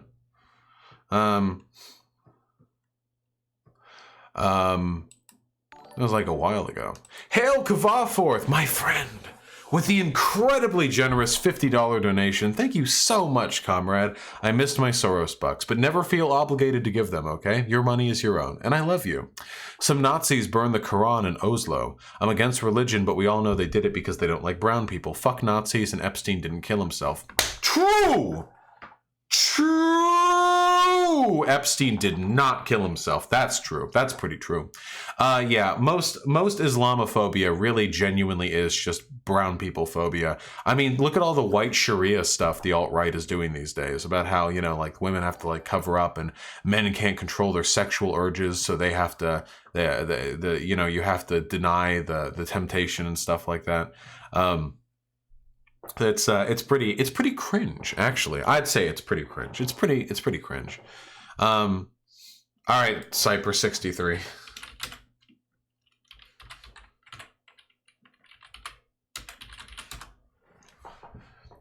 That's some spammerino if I've ever seen it. Do I have high hopes for a living? I got high hopes for a cringin'. That's what I've got. Nightly Drugs with the gifted sub. Thank you. Payday using my dirty capitalist money the best way possible. I hope Bewildered Bee enjoys the $5 of dirty capitalist money you have provided to them. Thank you so much, comrade. Balthazar228 with the $5. Dem debate recap, please. API re. Wait, what do you mean API re? Have I missed any of your donos? No, I haven't. Shut the fuck up. Oh, wait, yes, I did. Thank you, comrade. Not today, no. I can't go over it not live. It's not fun. Meth Rogan with the $5. Hey, Vosh, have you checked out Overthrow by Stephen Kinzer? Link to PDF of it in the stream discussion chat on Discord if you're interested. It's a good read. I have never read a book in my entire life, but maybe I'll start with that one. I have heard of Overthrow, by the way. Balthazar with the $5. If your pill bottles are out of focus because of your shallow depth of field fetish, I'm going to lose my shit. I don't even have pill bottles in the frame right now. My pill bottles are on this side of the desk, on the other side. But I can bring them in again. And Balthazar228 with the $5. Thank you so much, comrade. Did you see Harris's Pathologic video? Do a debate recap, Plox? A debate recap? Was there a debate in the Pathologic video? I haven't seen it yet. I haven't seen it yet because it was 2 hours long and I was just going to bed when I noticed it. But I'm really excited to see it because I'm delighted to see that it's being given attention. Pathologic, one of my favorite games ever. The Pie Man with the 1312, the sweetest dollar value, the ACAB value. Thank you. Destiny is a cop, hot take. The way Destiny has been so fastidiously opposing ACAB as like a slogan lately is a little bit suspect. Maybe he's a secret police officer. Maybe he has been this entire time. Pathologic isn't scary, it's just depressing.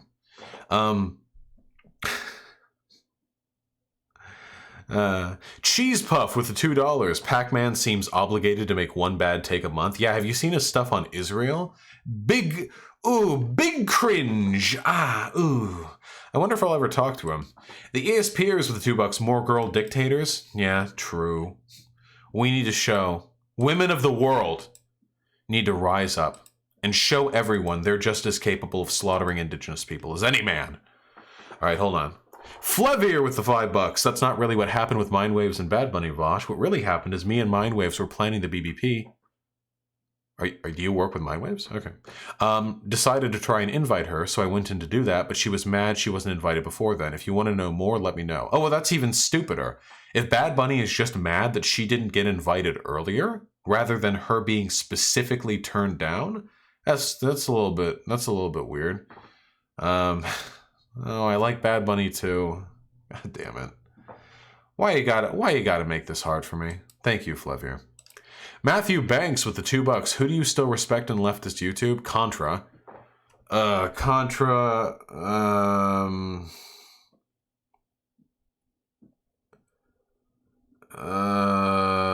like Ollie.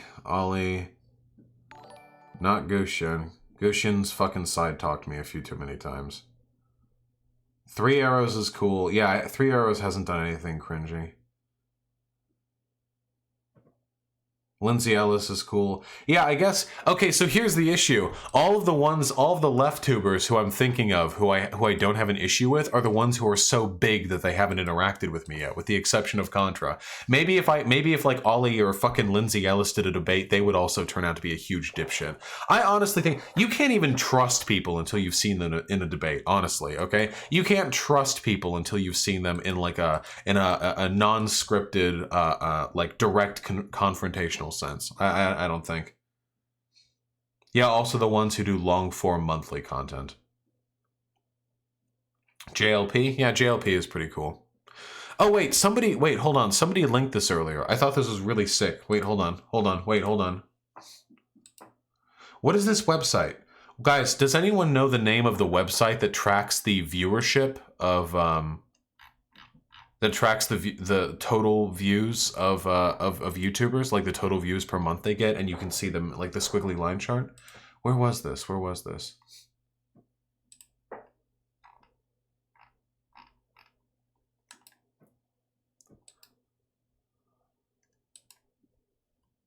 Because this is pretty sick. Look. This got linked in the Discord. It's pretty uncringe, if I do say so myself. The purple line is Peter Coffin, the red line is Thought Slime, and the teal line is me. Look at me, I'm fucking shooting up there. Look at that. I apparently passed Peter Coffin a while back. In total views, not just in views per month. That's pretty fucking sick.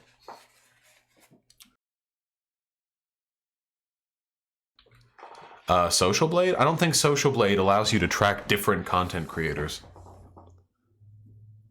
High hopes for living. Da, na, na, na, na. Anyway, it's just pretty cool. I want to see how like don't they post like 700 videos a day? No, I post 700 videos a day. It is Social Blade? Wait, hold on. I'm sorry. Let me fucking content gate for a second. Let me have fun, okay? Do you guys have high hopes for a living? That's what I want to know. I feel like I have pretty high hopes for a living right now. Oh, shit! See you! 45K as of like 5 minutes ago. Nice. That's my victory squeal.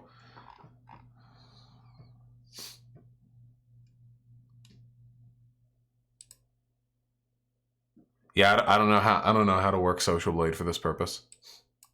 Your yells don't hurt my ears anymore? That's because I'm making you stronger, comrade. We're all getting stronger together. Let me finish some donos and then I'll decide what to do next. We can vote between me talking about Netanyahu, probably pretty dry, and me going over PragerU, probably less dry. Log the dog! With the $1, I had some garbage RT anti-trans propaganda video about trans athletes pop up in my YouTube recommended feed. I pointed out trans people can't even get driver's licenses in Russia, but trans high schoolers breaking records is apparently the real evil. Yeah, because Russia today is a propaganda outlet that platforms any anti-American content. That is to say, any content which is meant to exacerbate like far-right sentiment in America. So RT will make like these giant, like well-produced documentaries on trans people, even though like I sincerely doubt that trans people have any meaningful representation in Russia. And they put it out in English, and they do it using American actors, and then they put it out here in America. You know, that's what they do. They did the same thing with that detransitioning video that we went over.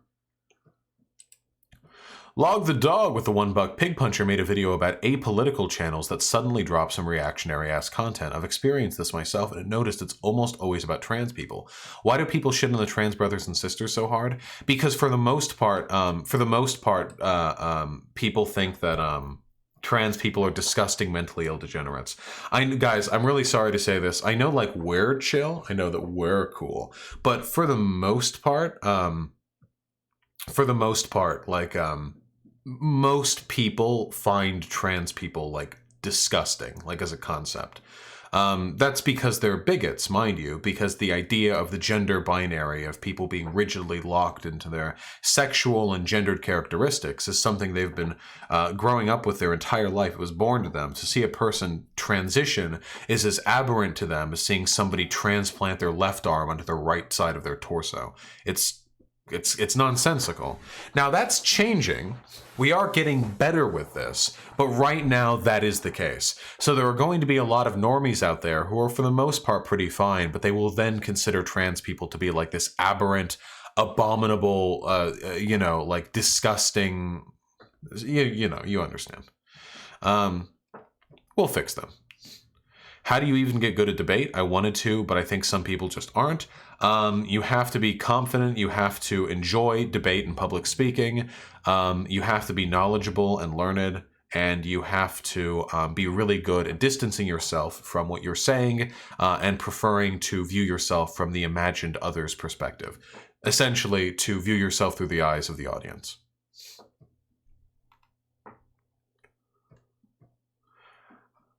I know a lot of people have defended Destiny's usefulness before, but IMO with this current downward trend, I think you're now fulfilling its position much more efficiently. Yes, I think so as well. This wasn't the case a few months ago, but right now I think this is the case. Right now, Destiny's subreddit is getting more and more reactionary. I visit a subreddit all the time. I've just noticed more reactionary horseshit, More like dumbfuck, like neoliberal, like jerk-off sessions where like the left and the right are just the same. I've seen more of that. It's, again, not a reactionary subreddit, but I have seen more of that content. Destiny has been acting in pretty bad faith lately when discussing lefty issues, particularly concerning stuff like ACAB, lefty historical revisionism, horseshoe theory. Bolivia is the obvious one since we just did that. Destiny's purpose politically was to show people Destiny's purpose politically, at least from the left-leaning perspective, was to show people that being right-wing is cringe and unepic, and that it's possible to be a logical interlocutor while still being a progressive. Since he's been doing less of that lately, arguing more with left-leaning people, having comparatively further right-leaning takes, he's no longer useful in that respect.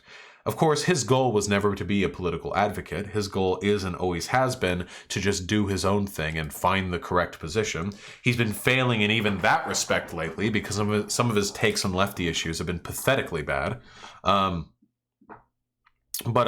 no. That's okay. His poor performance only benefits me. All right, wait. I want to look at these views.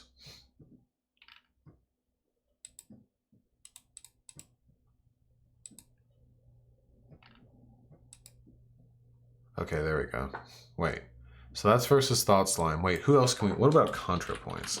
ContraPoints still blows me the fuck out, of course. Oh, ContraPoints. Yeah. Know your place, Vosh. Yeah. Yeah, I know. Wait, who's a little more in my ballpark? 3 Arrows is still way bigger than me, but... All right, closer. We're getting down by we're getting down a little, we're a little more reasonable. Oh wait, this is subscribers.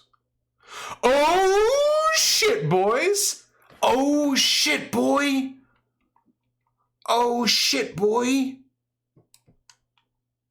Oh shit, boy. Oh shit, boy. Oh shit, boy. This is so fucking masturbatory. I don't even care. Okay, yeah, no, views, ContraPoint still blows me the fuck out. There's no getting around that. Not for a very long time. Wait, what about,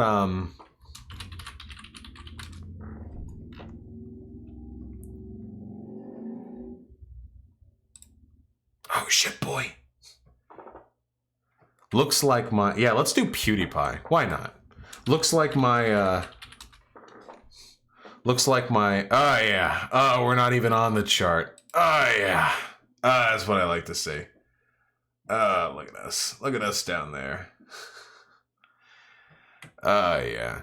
Do Bad Mouse? What is it? Bad Mouse Productions. How do you spell... Is there a space?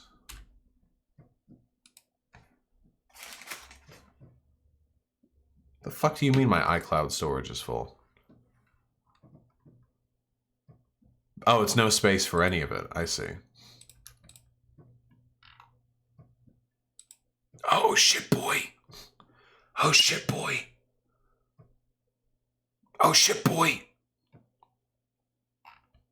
One more, sorry.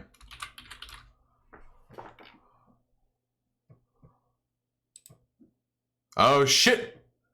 Oh, we're both climbing. We're both climbing. He's got me. J-Reg's got me. Dude, J-Reg has been blowing up in sub count lately. Holy shit. What the fuck? I've never had sub growth that far. Holy shit. He's fucking rocketing up.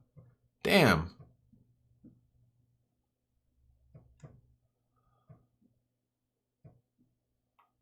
He's popping the fuck off. All right, that's enough. This is incredibly masturbatory and has nothing to do with my broader goals of political advocacy. Can we focus? Sake Tanuki with the $5. Do you think H-Bomber Guy will uncancel you because of your shared love of Pathologic? Unfortunately, no. Dude, I love Pathologic so much that one time I was getting shit on by some woke scold on Twitter. So he was like, you're a transphobe. And I was like, and their profile picture was the tragedian from Pathologic. And I was like, I can't do it. Why do you got to do me like this? There are so few of us so few of us Pathologic fans. Why can't we just be friends? Thank you, comrade. Your favorite whore with the $5. Bit off topic, but what are your thoughts on the pending DACA ruling? Being a DACA recipient, it's pretty fucking spooky. Yeah, I fucking bet it is. Jesus Christ. I mean, obviously I want DACA. It's only worked. It's been a completely functional program. So, I mean, of course I want it to continue. I don't know. Like, there's no reasonable fucking argument otherwise. Dude, the cats are being so loud today. Holy shit. Did you name Artemy after the character from Pathologic? Yes, I did. Ever played Pathologic on stream? Yes, but not for long.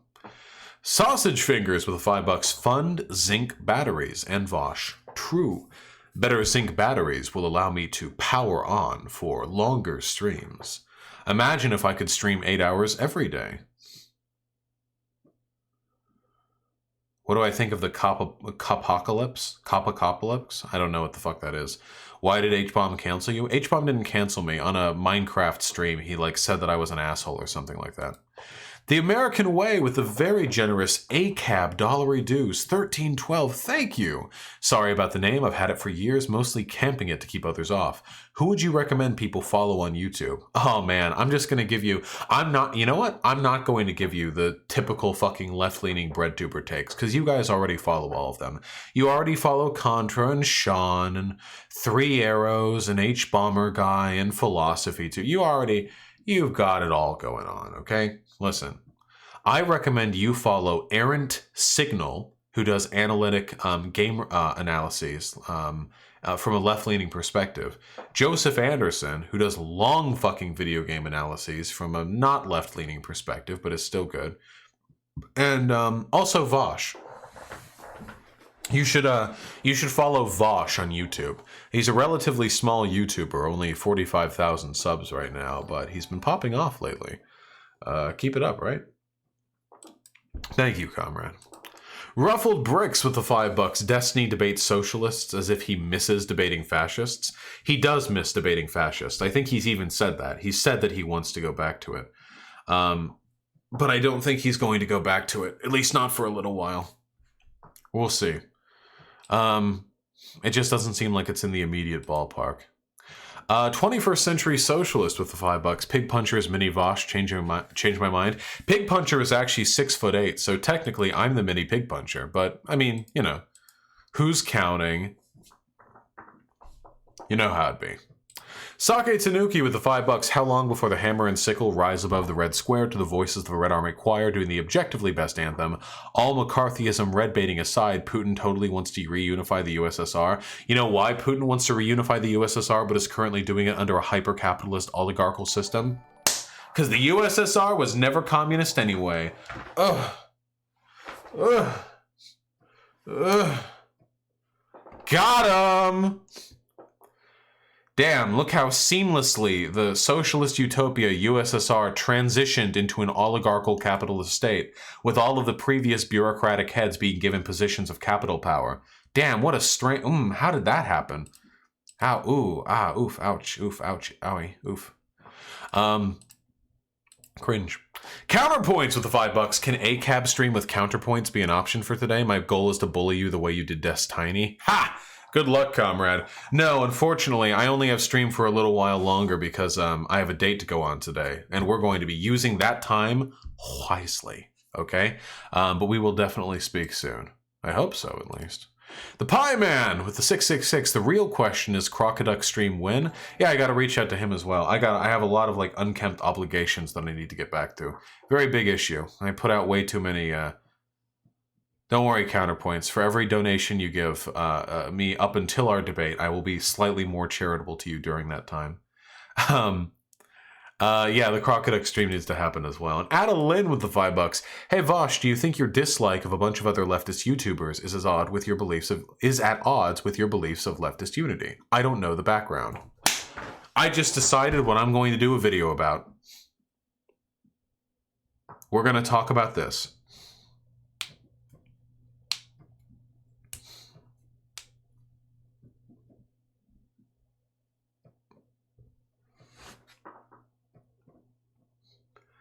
Which is why I'm quiet for a little bit, so when I go over the video later, there's a silent period that I can check to see when it begins.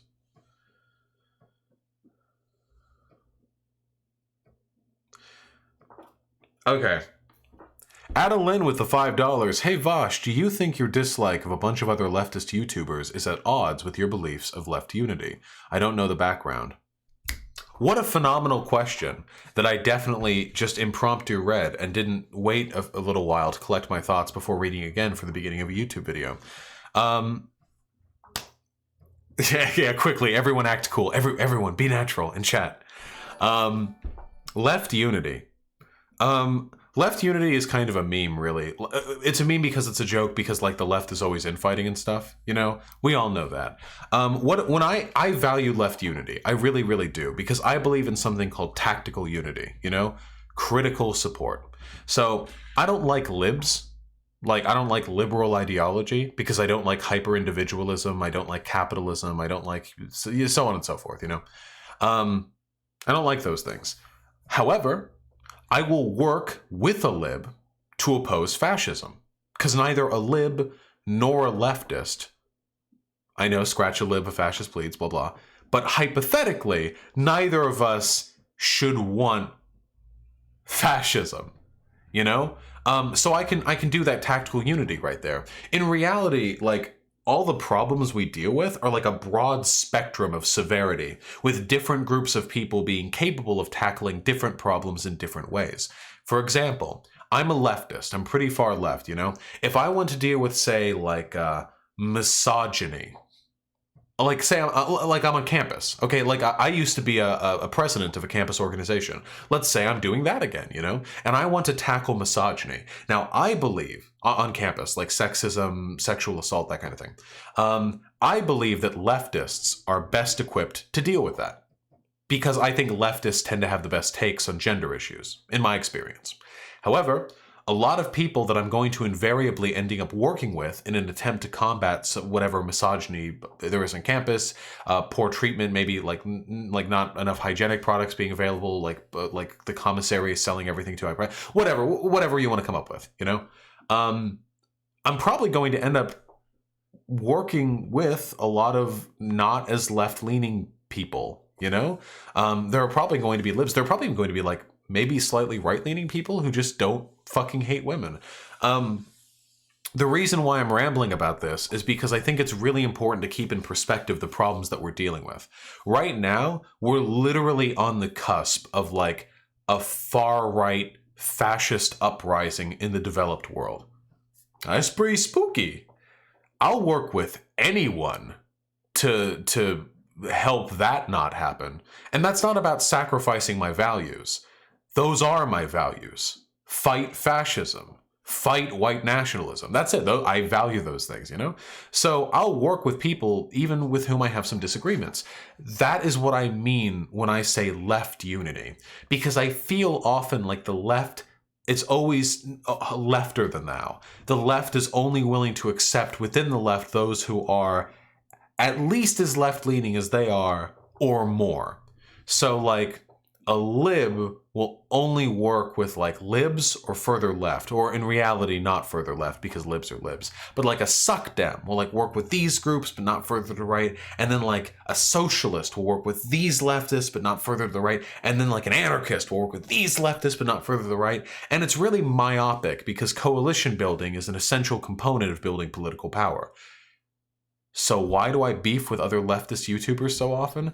The truth is, I don't really want to. You'll find that I don't really go out of my way to start shit with any of these groups. Guys, like, you know, most of you have been following me for a while. This isn't a drama channel. I don't go after other people. I never just like wake up one day and I'm like, oh shit, sub count's dipping. Better, non-compete. Like, I don't do that. Normally I respond to things that other people have done or that people have done to me. So like, we can go over every single lefty I have an issue with, and I can go over why I have an issue with them.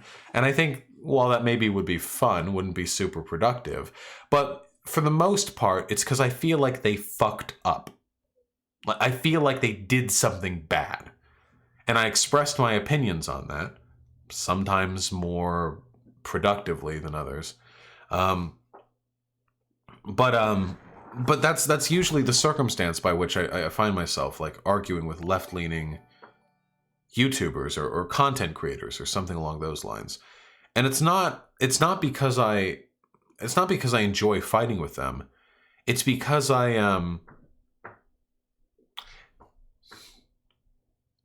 it's like the tolerance paradox, you know? No, what's an even better allegory?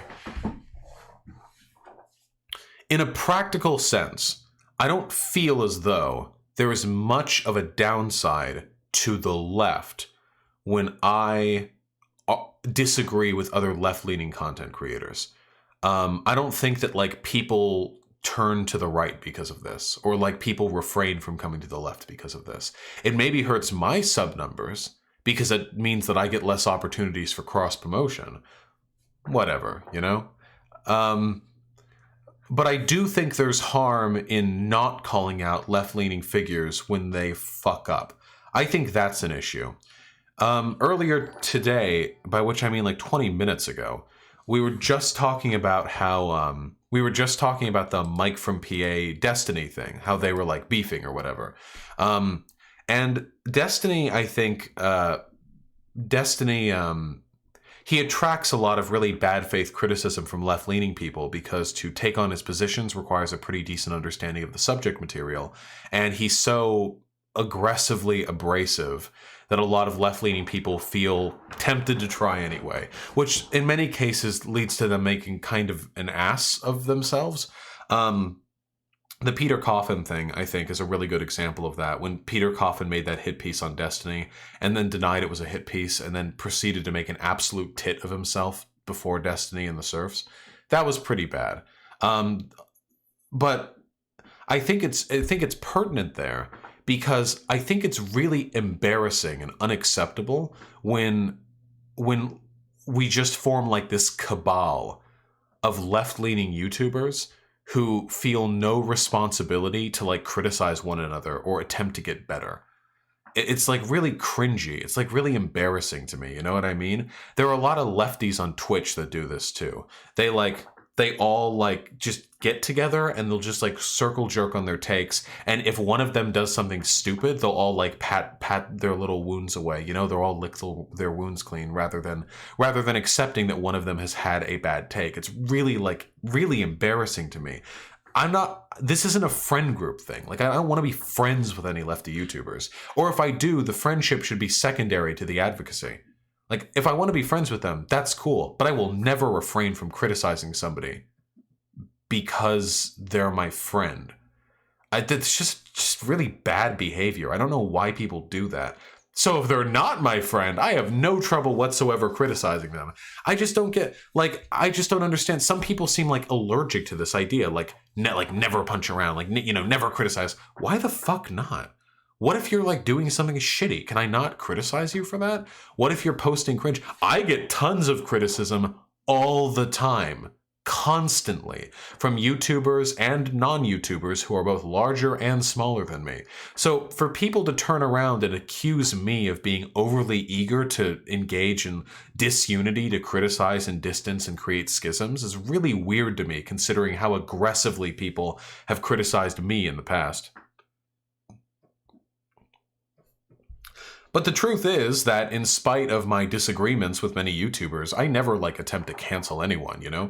Even with people I really disagree with. Like, for example, Thought Slime. I think Thought Slime's kind of a fucking cunt. Every interaction I've ever seen from them, him, is super fucking cunty, you know? So I don't like that. It's not cool. Them, him, I'm pretty sure it's him. He, them, whatever.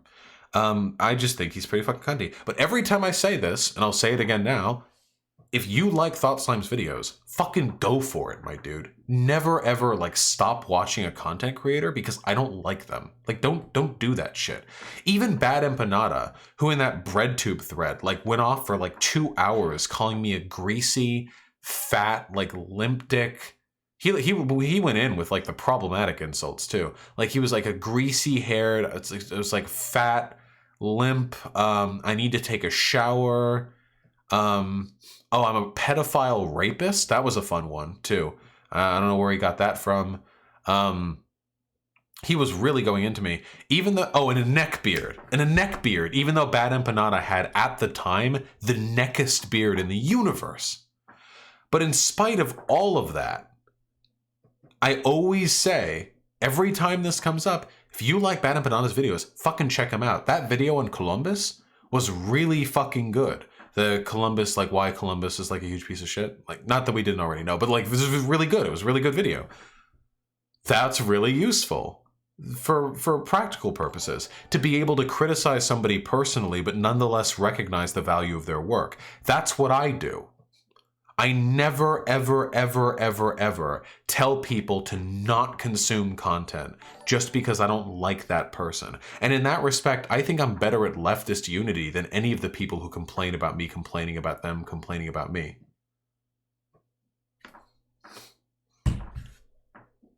I don't know. Vosh, I unsubbed from Thought Slime because you pointed out why a video was bad of his and it just took you saying why for me to realize why I felt weird watching it. Well, that I think is fine. I mean, if that's criticism and you agree with my criticism and then you cease liking those videos, fine. But never just unquestioningly accept whatever I have to say. I'm full of bias. I love bias. I'm chock full of bias. I got it pumping. I've got bias pumping through my heart. It's filling my balls. I love bias. So don't accept me on that. When I say leftist unity, what I mean is we should all be willing to work together, even with people we disagree with, if we share a common cause. And I fulfill that to the core. The only groups of people who I say you genuinely shouldn't work with are fascists / neo-Nazis because they're inherently dishonest and cannot be trusted for anything. Fair, I think. And tankies. For the same reason. That's it. Even the woke scoldy, obnoxious, radlib fucking Twitter types who would rather use a fucking, Picardo avatar and jerk themselves raw about how much better they are on trans issues than everyone else in the universe. Even these people have their purposes. Though I think most of the time they just serve to alienate and drive away people who would otherwise be interested in leftism, but are disinterested because the gatekeepers of leftism are incredibly obnoxious 14-year-olds who nobody else feels comfortable criticizing. Except me, baby! Throw me a fucking 14-year-old. I'll criticize them. I'll make them cry on national YouTube TV. Anyway, that's the gist. That's just the gist of it. I do value leftist unity. I value it enormously. It's very important to me. But my value for leftist unity doesn't begin and end with be friends with all the other lefties. It begins and ends with my willingness to work with people, even if I disagree with them, towards a common aim, while remaining critical of the pernicious aspects of their character and content. I think that's a respectful and responsible take on the issue. I know a lot of people. I know a lot of people disagree with it. A lot of people think, "Oh, you complain about gatekeeping, but you are in fact the gatekeeper because you say everyone's too sensitive, blah blah, whatever. Get out of here. Get these fucking jabronis out of here. Debate me. I'll get you."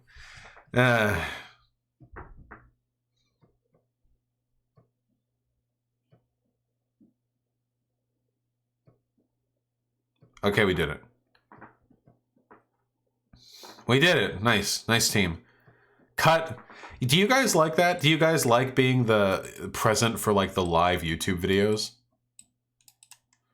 I feel like I'm the only YouTuber who does that.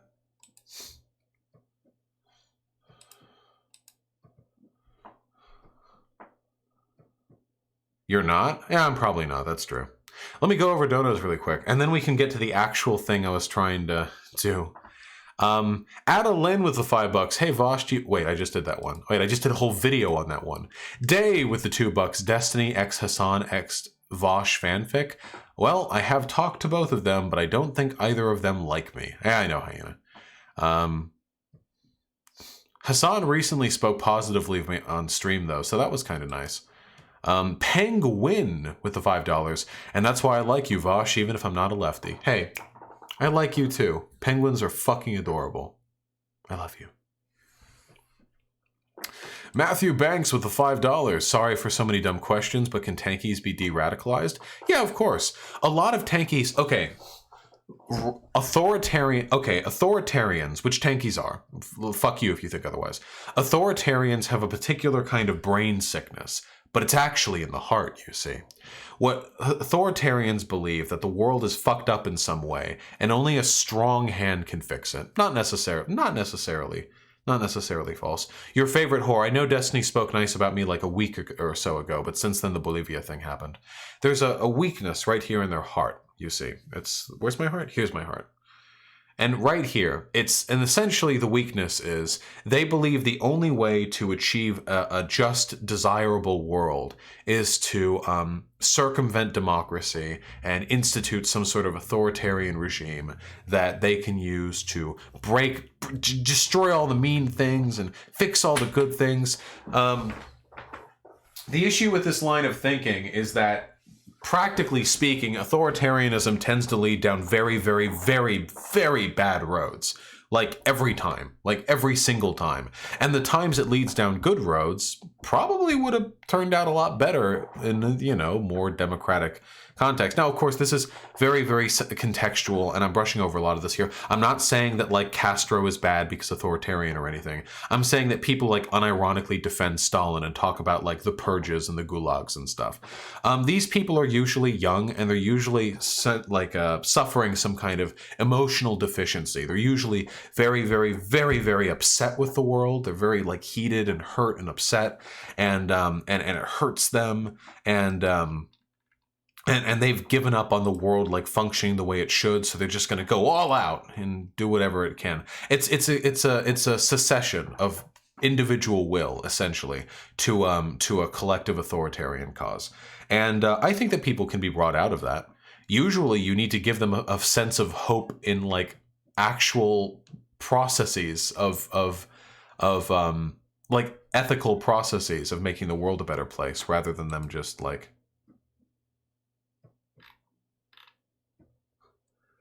Wait, am I getting shit talked? I respect this. Someone help Vosh. The old filter and face app does nothing because he's such a crusty anarchist. He's hit max crust. It's true. It's true. I respect it. I respect that. Why the fuck is my cat? Wait, hold on. Shut up! You are so annoying. Yeah?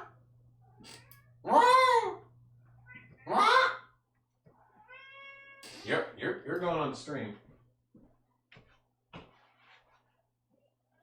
I know.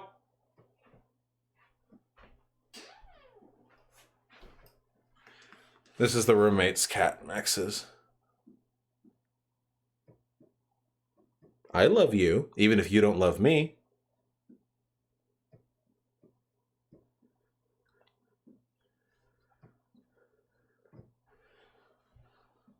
Why do you always look down? Why are you so shy? Big fluffy. Big fluffy. You gonna be quiet now? You gonna be quiet?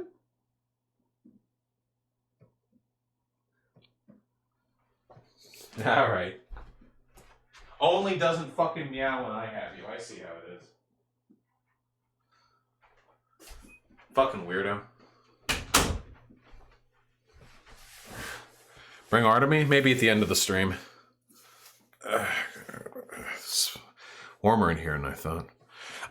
Ellie with the $5, thinking about making a channel that reads classical literature / propaganda and to critique it from a lefty perspective. Thoughts on viability? That could be fun. I mean, that's not my cup of tea because I'm all very bombastic and stuff, but there are definitely people who would get behind that, you know? You should see how Radical Reviewer structures his content. I feel like maybe you could crib some fucking notes. Thank you, comrade. Posadas John with the $1. You need to look into Kappa. I don't fully understand it, but it might screw all the YouTube channels. What is this Kappa thing? What's the Kappa-Kapalypse? What is this? Children Online Privacy Protection Act. Oh, no. They've already implemented these changes. It's very simple. It's very simple. Yeah, all you have to do really is no, it's not, Vosh? Wait, what? They already implemented it, didn't they?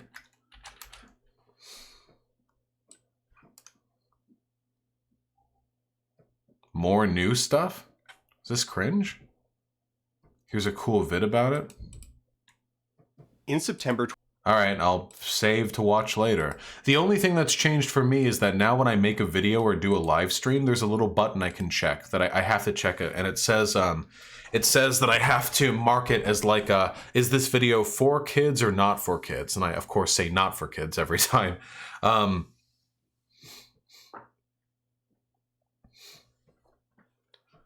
I don't think anyone could mistake my channel as being for children. I think that'd be a pretty idiotic interpretation of the kind of content that I do. But I'll watch the video, see what I need to see. Matthew Banks with the $5. Sorry for so many dumb questions, but can tankies be de-radicalized? I think I did that. How did that not clear? Sake Tanuki with the $5. You ready for Prime Minister Corbyn? Our new manifesto. Seconds to run through as many of the policies as I can. Okay. Corbyn. 60 seconds starting now.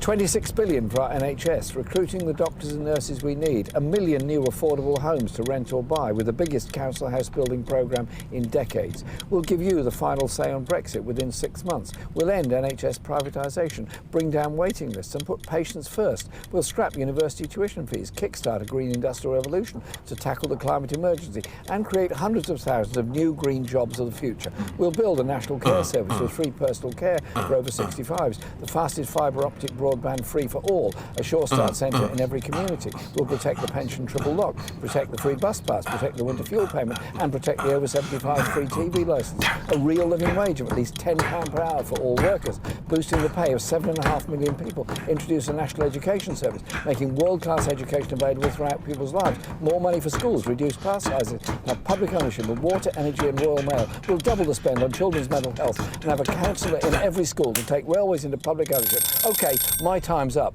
but that's only 60 seconds worth. There's 104 pages in here. A fully costed plan to transform Britain after almost a decade of cuts and neglect under Tories and Lib Dems. Take a look and decide for yourself. Boris Johnson's Tories, bankrolled by billionaires, or Labour on your side, offering real change for the many, not just the few. Take care. See you soon. Based fucking God, Corbyn. Holy shit.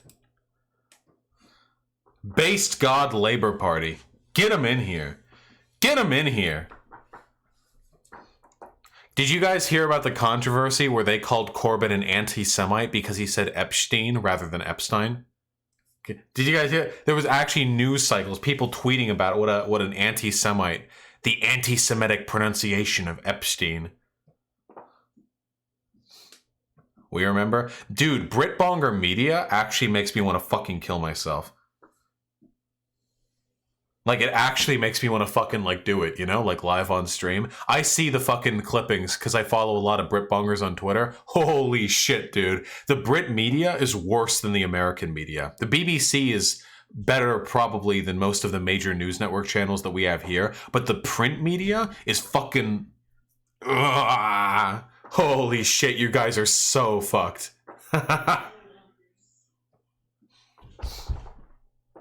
Ah, fuck me.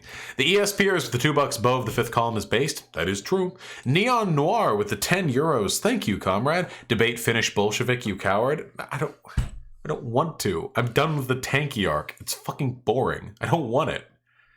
The tanky arc is going to go the exact same way. Listen, it doesn't matter how intelligent they are. It's going to go the exact same way, okay? So it's going to turn into the same fucking debate between tankies and anarchitties every single fucking time, okay? I bet I don't benefit from this, okay? Because no one's going to come up. No one's going to be like, oh, Vosh, this hot channel, the anti-tanky YouTuber, it's not going to fucking happen. Here's what's going to happen. I'm going to say, hey, I have a problem with people lying about these historical events, painting these horrible figures in a positive light, and so on and so forth. I don't like all of the apology and defense. These systems were not as good as people say they are. And then he's going to say, but look at these successes of the system. And I'm going to say, 2 of those sources are inaccurate. However, the rest I agree with. There were benefits to the system, but there were still a lot of downsides that people plant over. And then he'll accuse me of planting over the good sides, and then I'll say, no, I acknowledge the good sides. I feel as though your side, the tanky side, is the one that isn't being genuine when they're talking about a sort of holistic, ethical state of these countries or of these societies in the past. And then they'll say, no, I mean, we're just countering fucking Western propaganda. You can't expect us to dwell on all of the details that the fucking Western media and CIA have been publishing for decades now to disseminate and discredit socialist governments, to which I would say, yes, a lot of these sources are unquestionably Western. That doesn't intrinsically mean that they are inaccurate. Some of the sources are inaccurate, and I'm not using those sources. I'm using accurate sources. And then they'll say, well, how will you know they're accurate? And then I'll say, do you really believe there's such a government conspiracy that independent researchers are falsifying information against civilizations that are now dead just to own the fucking socialists? And they'll say, yeah, that could happen. Then I'll say, well, it is statistically less likely than the alternative, which is that all of the bunk statistics you've given me are valid, and that everyone else is lying in a conspiratorial effort to besmirch governments that everyone already doesn't like anyway. And then we're going to spend 80 minutes arguing whether or not North Korea is democratic. Like, that's it. Like, that, I can't do it. I can't. Okay, that's enough. That's the entire fucking debate. Does anyone? Yeah, that's basically it. That's what we're getting, okay? I've argued with tankies. It turns out the same way every time, okay? Are you real about the North Korea bit? No way they actually think that. I have had multiple tankies come on my stream and try to tell me that North Korea is more democratic than America. Multiple tankies. They actually believe that. These people are insane. In terms of general dishonesty and historical revisionism, saying that North Korea is democratic is on par with saying that actually the Jews were the ones who started the war with Germany first, and Germany was defending itself against bankers and monopolizers who were trying to destroy the white man. I consider these things on about the same par. And wanting to live in North Korea is about the same as saying that you wish you could live back in Nazi Germany, because back then men knew how to act like men and women knew how to act like women. Like, it's the same shit to me. And they do the same thing too. The tankies will post like cute, like government staged propaganda photos of people looking happy in North Korea, and the Nazis will post cute like photos of like an Aryan man and wife like linking arms in a poppy field or something. It's the same. It's the same thing. It's the same. Wasn't it just boot under 5 different usernames? 2 of them were boot. I'm pretty sure we had another one on though. What is neurodiversity? I heard it's a new concept and I can't wrap my head around it. Neurodiversity just means anyone who deviates from what is archetypically accepted as the mentally normal state. So neurodiversity would include stuff like autism, ADHD, depression, manic depression, bipolar disorder, borderline personality disorder, that kind of stuff, you know? The term's been around for quite a while. Link to the tanky debates? I don't fucking know, dude. My channel's got 200 videos. Just look.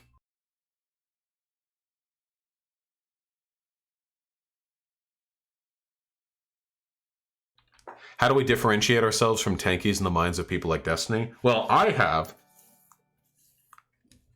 have because I've so fastidiously, so dedicatedly denounced tankies on my stream. But lately, Destiny has just been calling like everything tanky, so I don't know. Like if he's acting irrationally, that's on him. Oh man, I'm never gonna get through anything. Just fucking donos.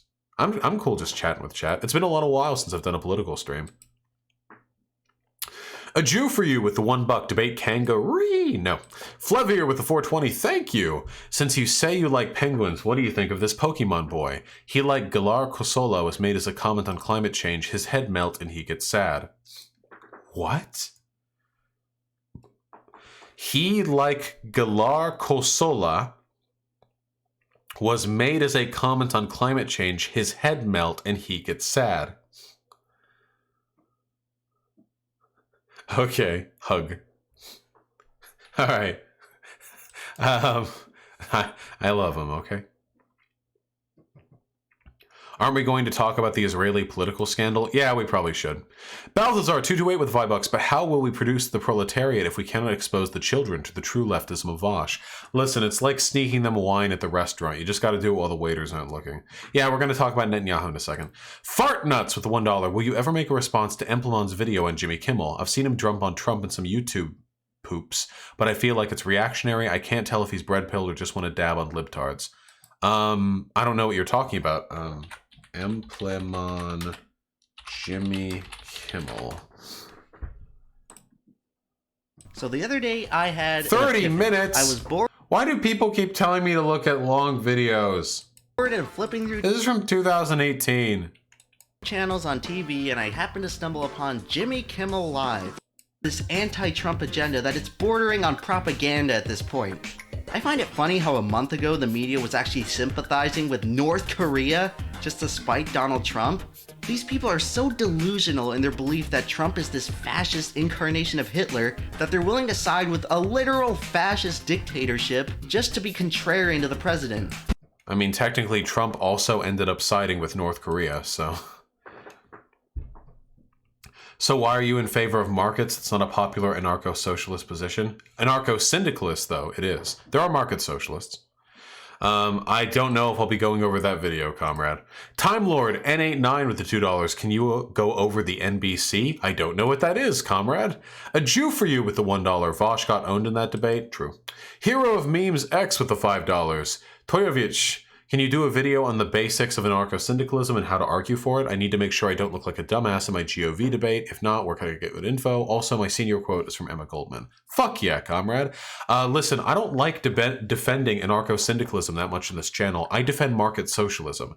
I want to bring people over to the left. I want to show people that the left is based, epic, and not cringe. And in order for me to do that, I need to use arguments and argue for systems that appeal to people's general sensibilities. Anarcho-syndicalism requires a fairly substantive understanding of post-capitalist economics and post-capitalist democratic organization and post-capitalist civil society. It requires a lot. So I try to keep my arguments to the comparatively simple market socialist ones. I can do a video on my opinions on market socialism and maybe add a little bit of anarcho-syndicalist flair in there, though. Wouldn't a decentralized planned economy work better? I am not a huge fan of planned economies, no. Guys, please don't make me do this. Every time this comes up, I've talked about it so many times. The goal is an eventual decommodification of society, but until that point, I think that economic workplace democracy is a necessary prerequisite before we can reach those points. I believe that markets can, if controlled properly and left away from basic human necessities, actually produce optimal outcomes, or at least closer to optimal than planned economies.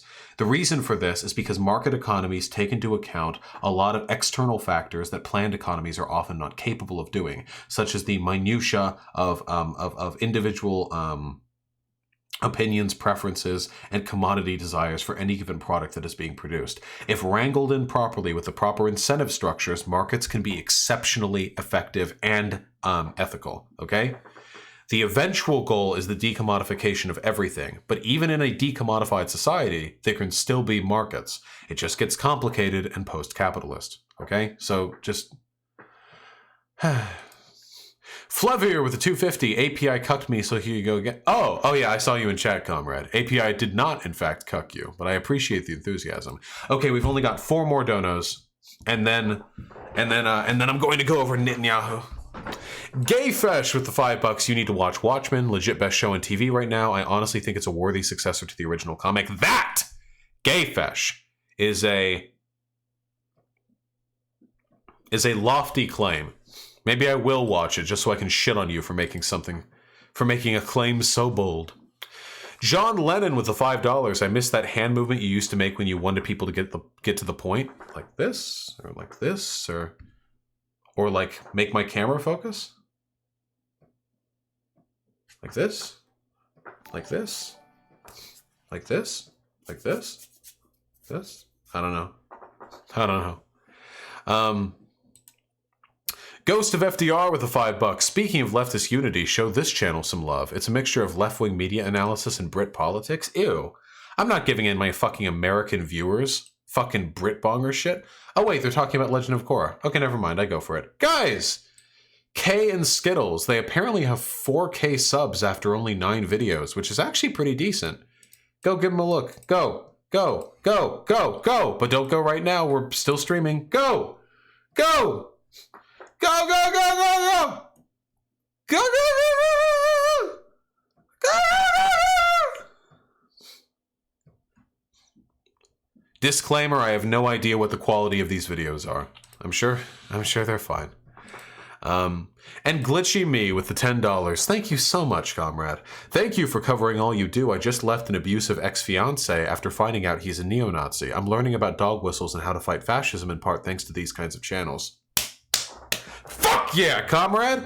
There is nothing more immediately satisfying to me than the knowledge that I, and other people, have brought you away from an abusive relationship, or maybe helped with that, or maybe just helped you contextualize the relationship post you leaving it. Thank you very much, comrade, for your incredibly generous donation. I wish all the luck in the world to you and sincerely hope you are able to find peace and comfort in your life from this point forward. Nazis are cucks. Never forget. Yeah, cucking your Nazi boyfriend is praxis. Good luck. All right, folks. Okay, folks. All right, folks. It's time.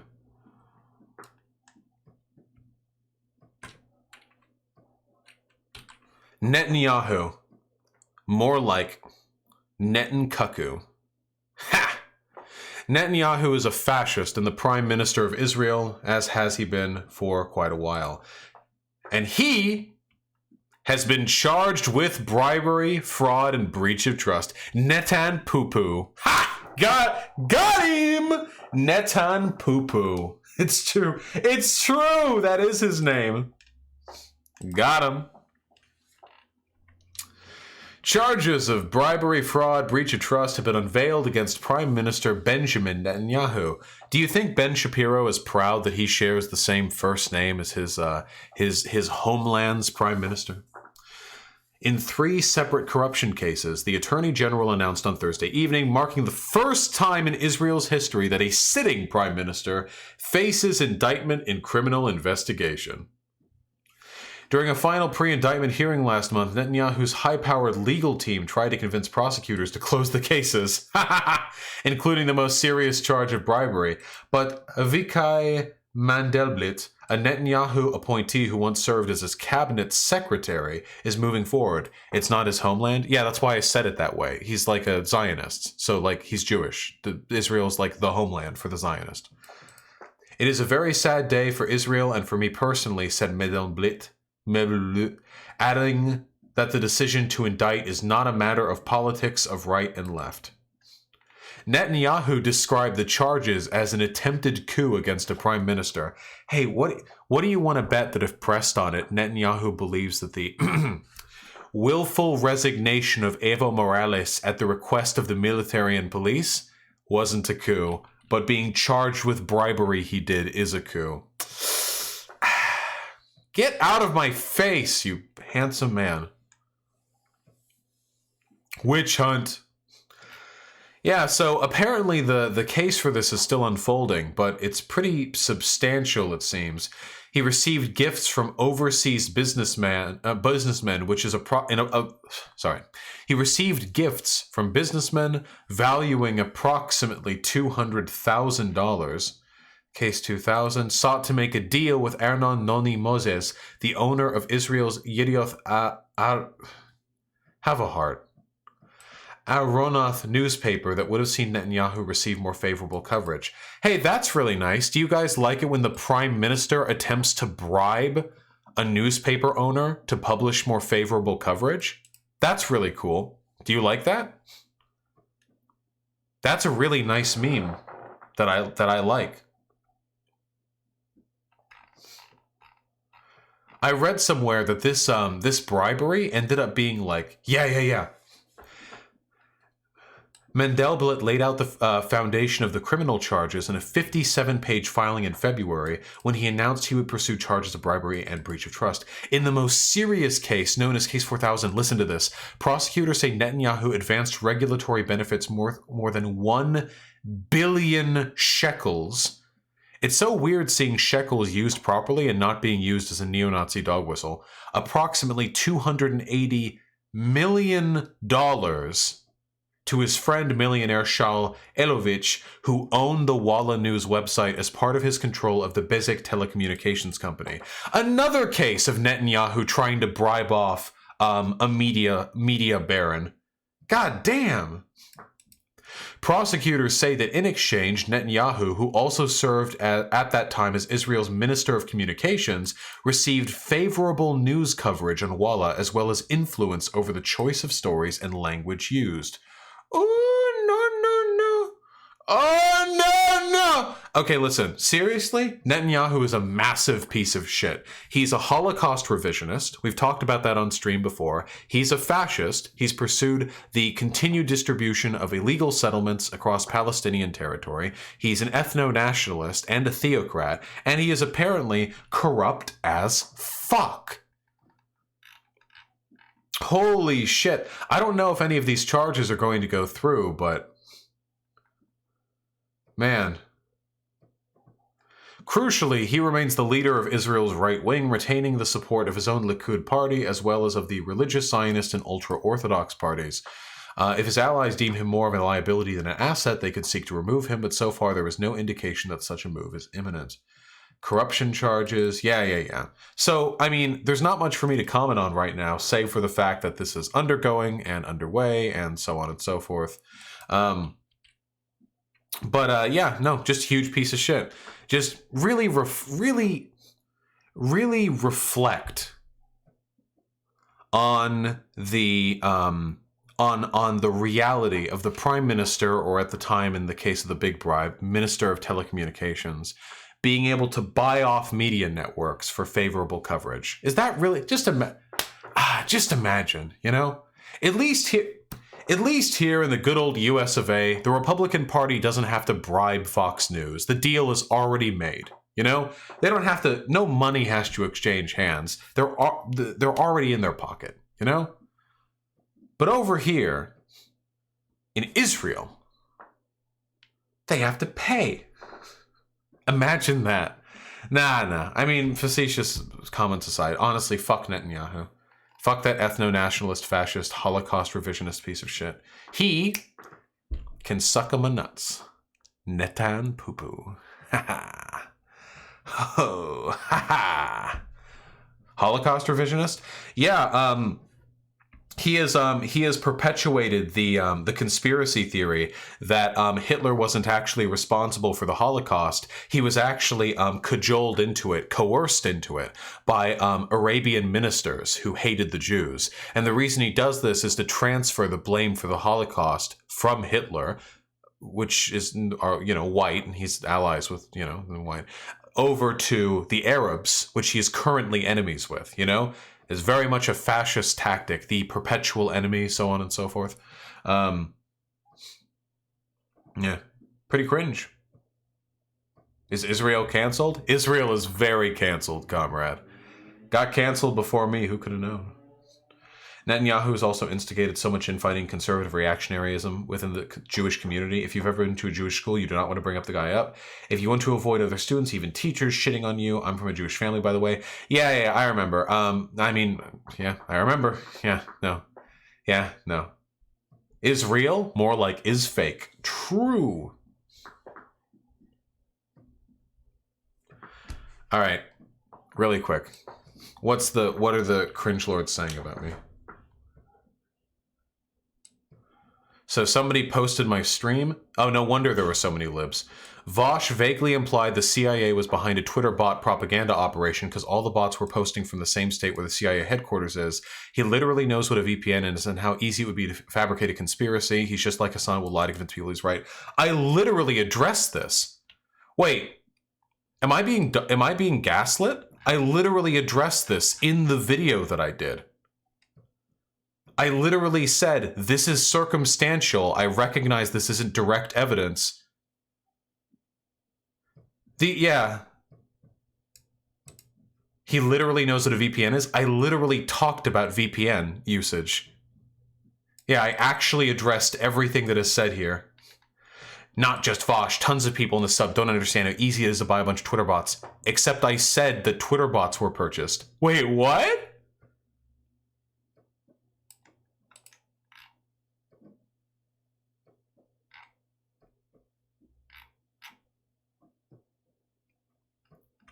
Morales never shit on the Constitution, ignores obvious situation where he ran for a 4th term and the Constitution limited him to 2 terms. No, it didn't. The Supreme Tribunal removed that limitation. He never shit on the Constitution. It was legally amended by the Supreme Tribunal. Holy shit, these people are insane. Wait, what's the point of me making videos on this subject if they're just going to lie about the contents of the video? It was legally amended by the Supreme Tribunal. You can disagree with the legal amending, which I did. I even directly said. This is what I mean about DGG getting more reactionary, by the way.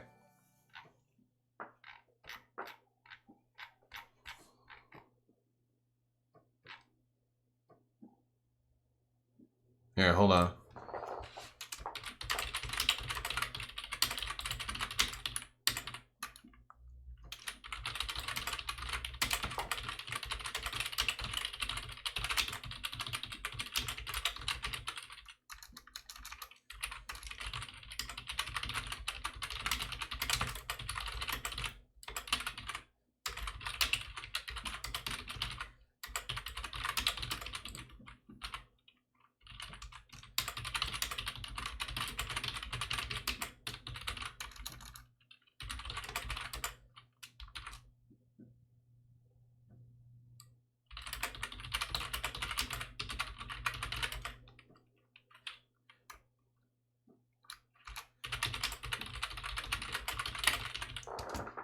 Just a responsible... There's the thread in case you guys want to take a look at it. Don't brigade it.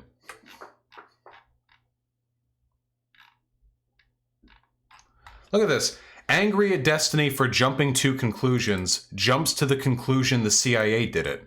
Except I didn't. I specifically outlined the reason I felt the way that I did, the fact that there's no incontrovertible evidence on the subject, and the fact that because it's an intelligence agency, there's no way to directly know what you can do, so you can only make inferences. I even explained the benefits of accusing the CIA of having done it or assuming they did it, even if they didn't do it.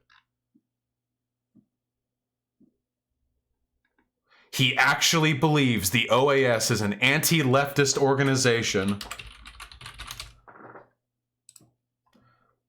The OAS is a continental organization that was founded on the 30th of April, 1948 for the purposes of solidarity and cooperation amongst its member states in the Western Hemisphere. During the Cold War, this meant opposing leftism as a European influence. Since the 1990s, the organization has focused on election monitoring. Damn, that's exactly what I said.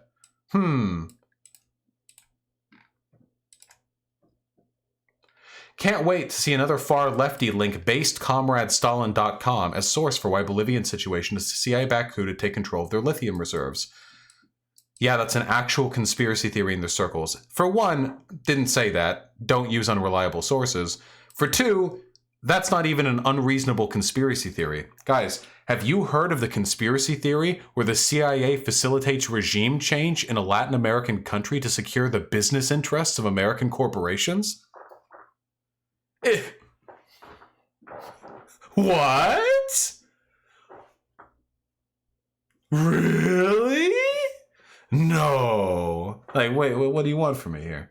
These people, this, again, like I said, this is, the idea that this is an unreasonable, like, assertion is in and of itself conspiratorial.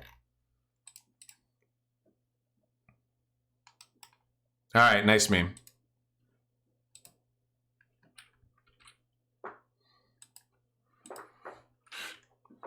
Let me go over donations. No wonder there are so many people saying stupid shit in chat. Holy fuck. All right, chat, we're opening it up to chat discourse, okay? We've got 20 minutes. Chat it up with me. Hero of memes with the $1. What's the difference between mutualism and syndicalism? I'm pretty sure that mutualism is a philosophy of government and syndicalism refers specifically to democratic structures formed within worker syndicates. So an anarcho-syndicalist government is invariably going to be mutualist in the sense. Did you already message Destiny to set up the debate? Destiny's not going to accept the offer. He doesn't want to debate. There's no point in fucking debasing myself with that question.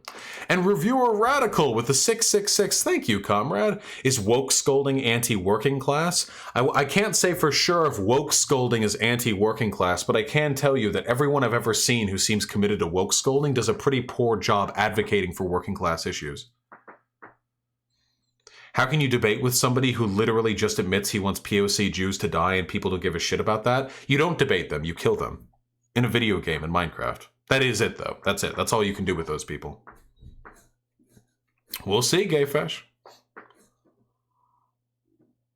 Have you fought your Twitch ban at all? Yes, it's not getting removed. Real shame, too. There are nice podcasts on there that I'd like to go on. Pokemon does it good?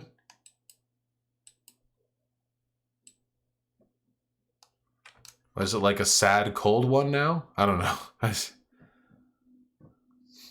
I have no idea what I'm looking at. But hell yeah, sure, why not? Why do fascists tend to hate Catholics? Hey, ask Nick Fuentes, I don't know. South Bane, I'm sorry, if the person's just an outright bigot, you just need to take it up to like higher echelons, you know? Lily Orchard called you a far-right extremist? Yeah, I know.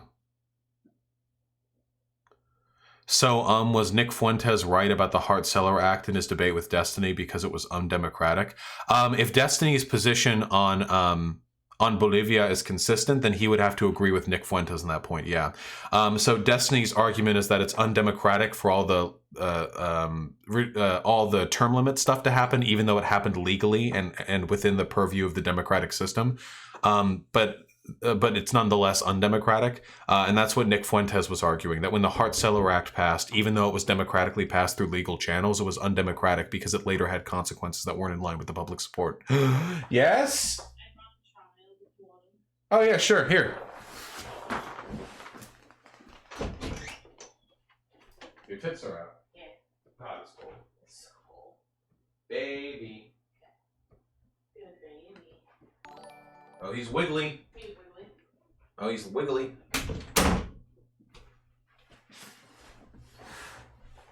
Yeah? Just gonna look that way, huh?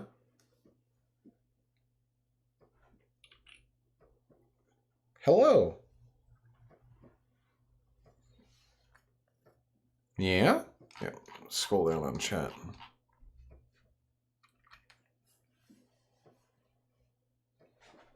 There you go. Look.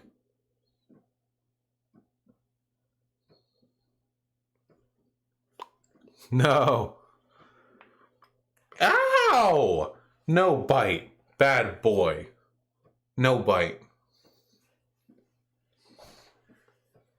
No.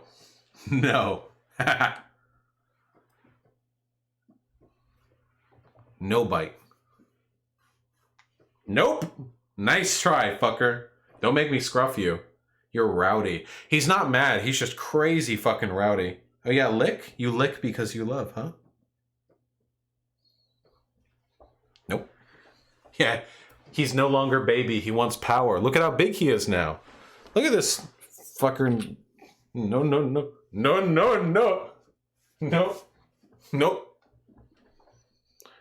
Does he have claws? Yeah, but we try to trim them. We would never declaw our cat. He's biting. He's mad. Why are you so rowdy? Nope. All right, you're getting put in the anti-rowdy position.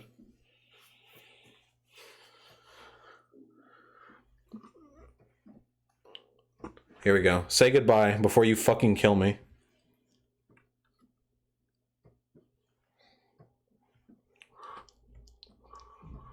He wants to kill me so badly. Say the N-word.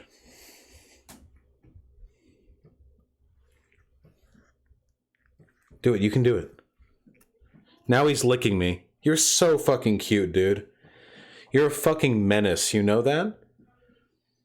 You're not even mad. You're just rowdy.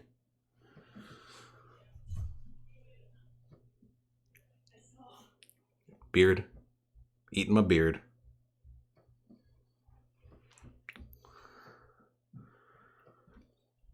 That wasn't a hard bite. I know you love me.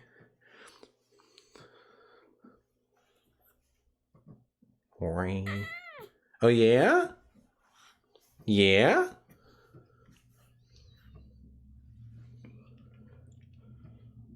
Look at him chilling. Groom my arm hair. I'm gonna put him back before he claws my eye out. Don't put your paw in my mouth. Jesus Christ, you're gross. You got poop paws. Poopy paws.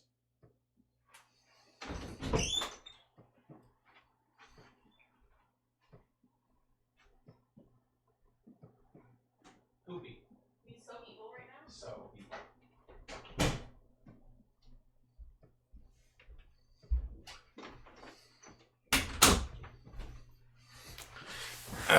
Evil little boy, Jesus. In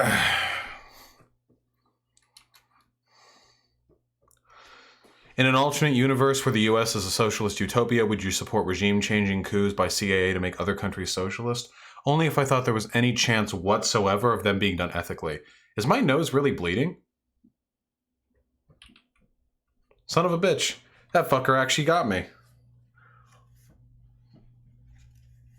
Ha! Strong boy. His gut bubble is pretty much healed. There we go. All right, let me go over some fucking donations, huh?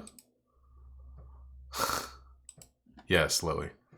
Frenic31 with the $1. Have you seen Has Been a Hotel yet? Yes, and I enjoyed it. Britmouse with the very generous $7. Thank you, comrade. Here's some money for entertaining my lazy ass before work. This is for the 4 to 5 hours that apparently got deleted from my record even though I was on till the entire time. By the way, boycott Papa John's. We will boycott Papa John's. I'm sorry about the wage theft you just experienced, comrade. You can file a you can file a citation if you want. But yeah, I am sorry about that, comrade. Godspeed. Papa John's is nasty? I'm inclined to agree. Great Night with the tier 1 sub, thank you. When are you going to change the sub colors? Soon, I promise. Also, could you do a stream on toxic femininity and toxic masculinity and how they overlap? I want to do a stream on toxic femininity. That's what I want to do. I want to do it because it'll bring everyone in, you know? Because everyone's going to be like, toxic femininity, oh. And then they're going to take a look at the video, and then I'm going to make money from it. That's the plan.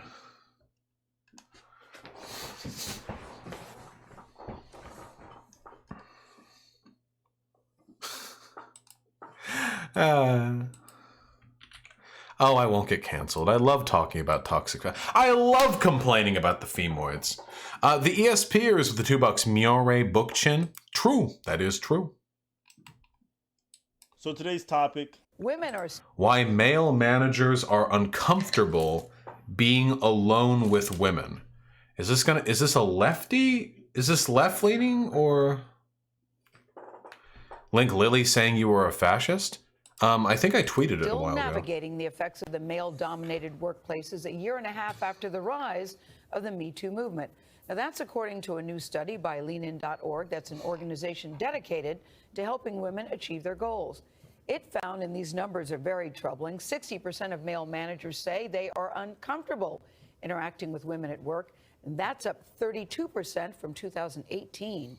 Workplace interactions that men are nervous about include mentoring, socializing, and having one-on-one meetings with women. No, I read the numbers and my mouth fell open. I'm thinking, what message does it send? Well, we're in a bad place. So Wait, 60% of male. Is this all just a news show? False accusations aside, even the perception, even if I come to you for dinner, everything's fine, someone observing may think there's something inappropriate, that can... This is some cuck-ass shit, dude. This is some beta bitch shit. That's what I'm saying. Some beta shit. Beta! That's some beta shit right there. Beta! When you're so fucking jittery. I don't know. Oh God, I can't control my behavior. I have no self-control whatsoever. I have no idea. All women want to accuse all men of rape. I'm constantly under threat. The victimization is relentless and nonstop. I can't be alone with women. They're all out to get me. I either believe that all women are complicit in a conspiracy to blame men for their problems, or I believe that I'm so incapable of controlling my own behavior that I might accidentally say something to make her believe I'm harassing her. Oh, geez. God, dude, what fucking cuck-ass shit. Jesus Christ. Dude, just be legit responsible, okay? Easiest shit in the world, all right? If, like, just take some reasonable steps to make sure that people are fucking comfortable, okay? If you want to have, like, private meetings with somebody, okay? Maybe leave the fucking, like, door open or have somebody else there if it's really, like, that big of a deal to you. Just don't be weird, fucking creepy. I've interacted with so many women in my entire life, in a professional, in an academic setting, in just fucking wandering around. I'm pretty sure I've mastered the art of not fucking making them feel uncomfortable in a conversation. It's really fucking, you just sit there and you be like, I'm holding up a paper. Yeah. Your quarterly reports are looking good. Your titties look so soft in that sweater. No, I mean, business, words. Oh God, they look so soft. And then you end the discussion, and it's that simple. It's that easy. It's that simple. It's that easy. What?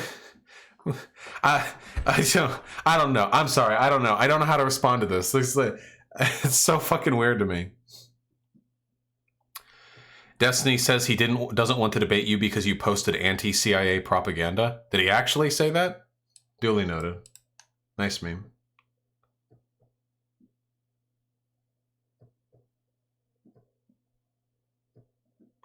Could I look at this at some point? Zoltan 2020, transhumanist policies.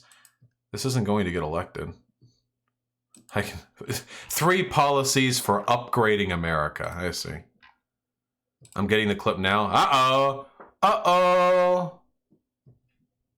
Get the clip. We can get that last little bit of drama.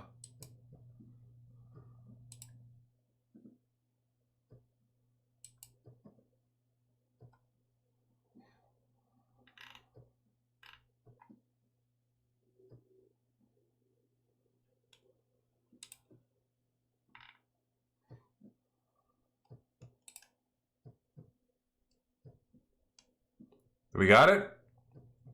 46 minutes on the VOD? Sure. Godspeed. That VOD's not available to me.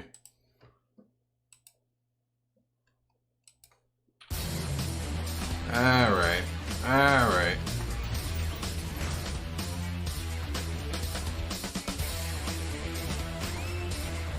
Why are all the... Wait, why are all the videos that I'm seeing...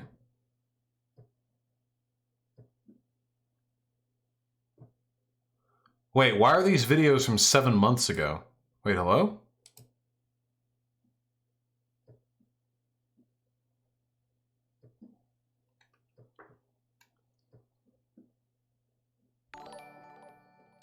Featured, top left. Ah, new fucking shit. Cringe.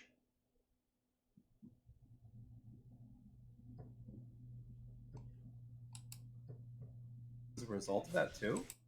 His VOD's 2 minutes long. It won't have the content you're referring to. Oh well.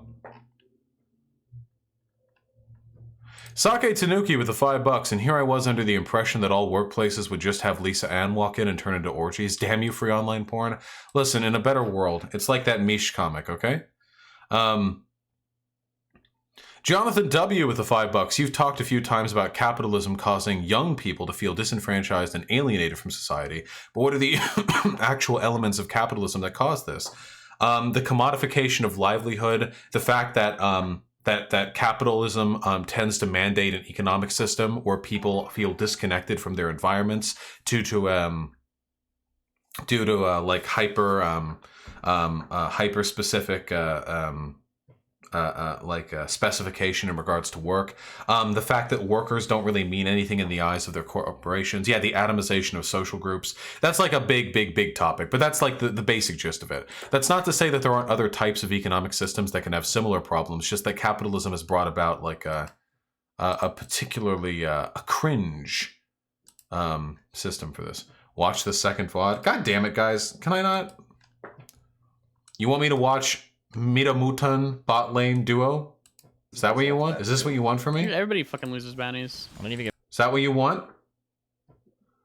Watch the second VOD. Okay, are you ready to hold some cues today? Yeah, we're gonna fucking. Can I play Fiddlesticks? Why? Why? No! Don't play off-meta dumb shit, okay? What is it? 40 minutes in? What do you want?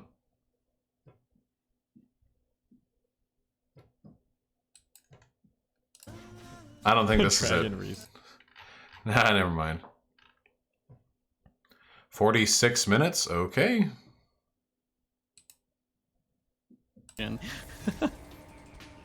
Good one. Sampled this.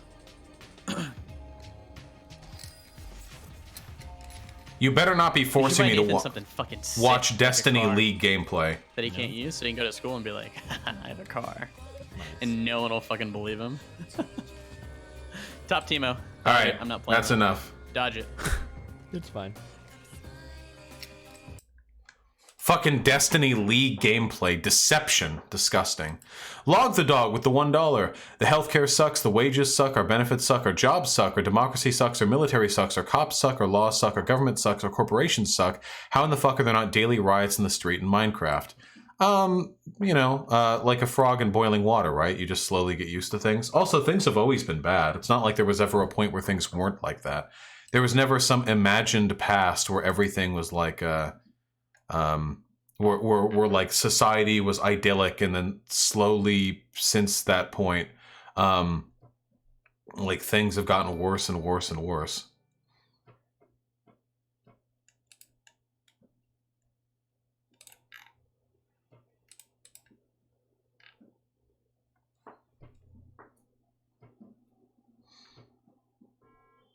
Oh. I haven't opened my Snapchat in months. Yeah, sorry. Oh, shit! The Pie Man with the incredibly generous $69.69. It's time to yeet! Throwing baseball. President, clown face, poopy face, Covfefe, devil face, Cheeto, Hillary 2020. That's true! This is now a Hillary Clinton stand stream. Are you all ready? Are you all ready? Hillary 2020. I'm with her. Let's come on, chat together. I'm with her. I'm with her. I'm with her. Still with her. I'm with her. I'm with her. Yeah. Yeah. Yeah. We're still with her, boys. We want what she wants. Better America. America is already great. Trans people pose legitimate issues for cis women. Yeah, man. Yeah.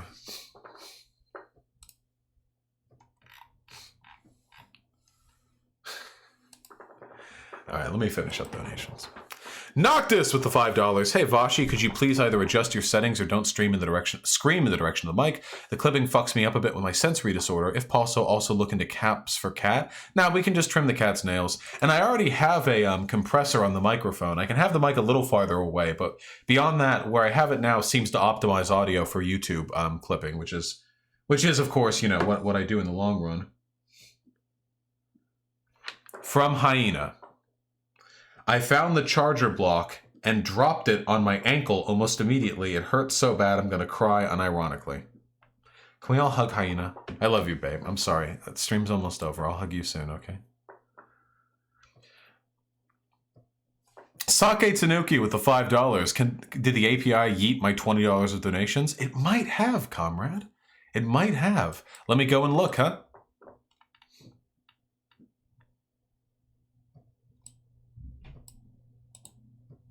Sake Tanuki with the $10. I meant in an elected representative having that stance sense. Oh, I see. Sake Tanuki with $10. I still don't understand how the Israel is bad for Jews because it destroys the reputation of Jews worldwide argument is hard to make. I, a formerly Jewish anti-theist, thought it up in about 5 minutes. And then to follow it up, I meant in an elected representative making that stance sense. Oh, Sake Tanuki, I mean, it makes plenty of sense. The main issue is that it's electoral poison. I mean, like, holy shit, can you imagine somebody making that argument? Like in Congress or in the Senate or something? Like, Israel is bad for Jew. Like, for most people, it's Israel and Jew. Israel defends Jew. There's no room for nuance here. If you said, it would be like saying, like, America is bad for Americans, you know? It's really weird. You know? There's not much that can be done there, I don't think. Not in regards to that specific wedge issue. Matt Volby with the $5. Thank you, comrade. Had to donate again because you like Legend of Korra. True. Keep up the calm, big brain letting. Rainbow Coalition for Life, and then 6 hearts. 6 hearts, huh? You really couldn't have typed out a 7th? What? Okay. Thank you, comrade. I really appreciate it, and I am delighted to play a part in this process. Xavier Mac X with the $5. Hillary doesn't want a better country. The only thing Hillary wants is to get the Epstein cast out of the Clinton Foundation without getting caught. True! Dude, the Clintons are never going to go down. It's fucking wild. Thank God the Clintons, like immediate children, don't have the political savvy they do. What do you think the odds are of Destiny actually debating you? It's not that Destiny is scared of it. It's just that Destiny is uninterested in doing a YouTube stream for the specific purpose of talking to me. And Hero of Memes with the $1. Life was better in 1936 when the CNT/FAI kicked out all the Porkies and had glorious anarchy. For a very short period of time, I'm afraid. All right, folks. I love you all super much. I love you very, very much, and I sincerely appreciate you dropping on by. But as somebody once said at some point, I have to end the stream now because I'm going on a date. We're going to be streaming tomorrow, and the day after that, and the day after that. 100 years. Rick and Morty. I love you. Have a good day, okay? Fuck off.